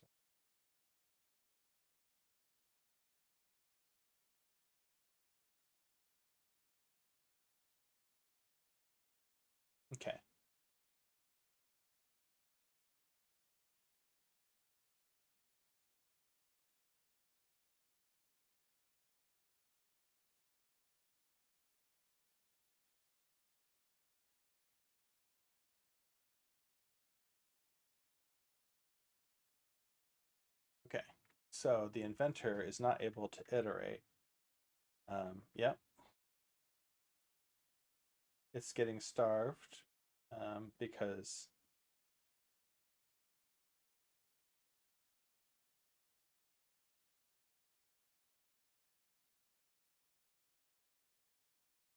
yeah, absolutely. Um, yeah. So we might have multiple formulas, especially for iterating on an existing case that have nothing to do with sort of looking at the initial ask, like it says in the inventor design workflow. Instead, we're going to want to go, hey, iterate with the analyst for a while.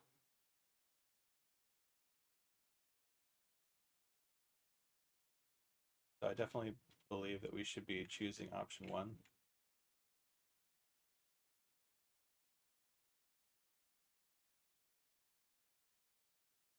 Ah, we're still in scrolling mode. One. Wait again, reevaluate. Great.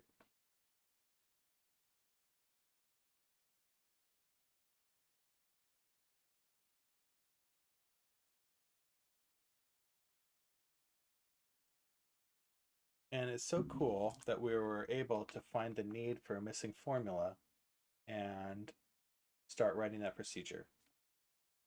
I think that's, again, like the vision is that when the department finds something new it needs to do, it needs to grow. And we need to detect that and create. I guess the principal engineer, has got to define work for this specialist.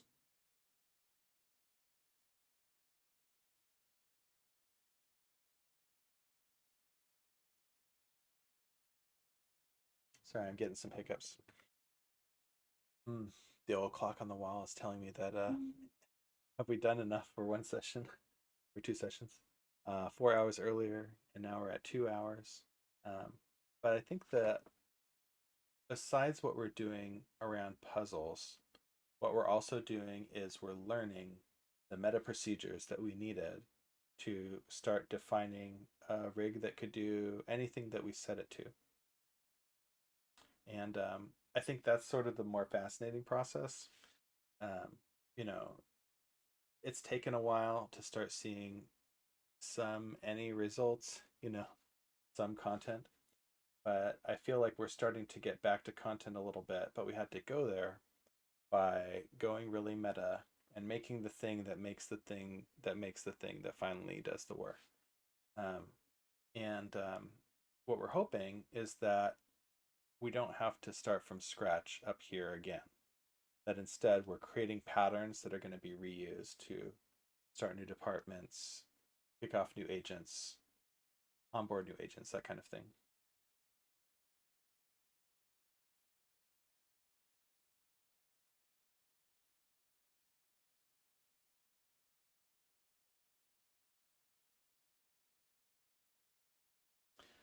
Um, yeah, sure. You can proceed to get those signals. Um, you can proceed to get those signals.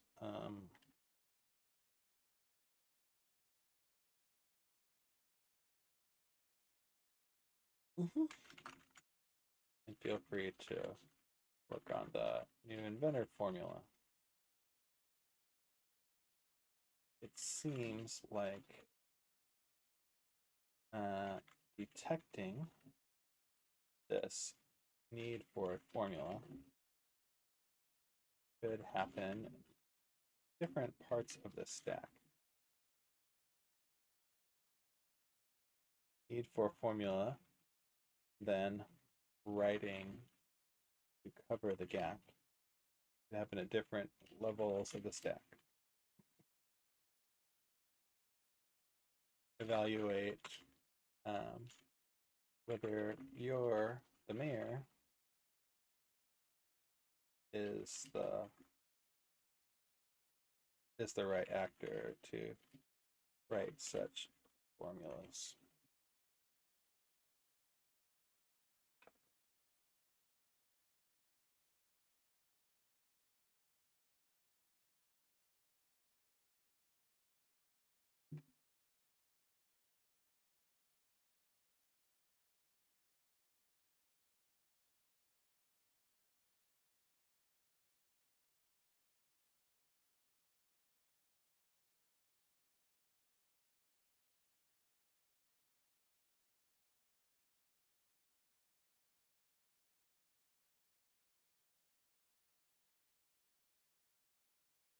All right.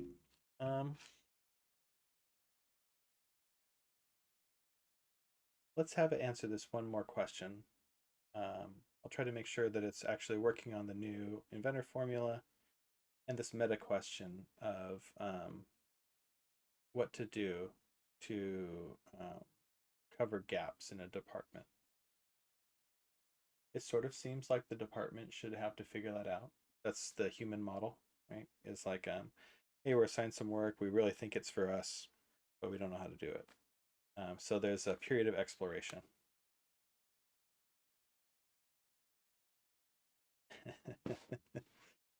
Yep. Great. Okay. So it'll work on those 3 threads. And I guess we'll leave it at that. I'm going to hit the stop streaming button now. Hopefully the stream should stop. I hope you've had a good time. I'll try to edit down that video on YouTube so we don't have 3 hours of dead air. And yeah, see you again.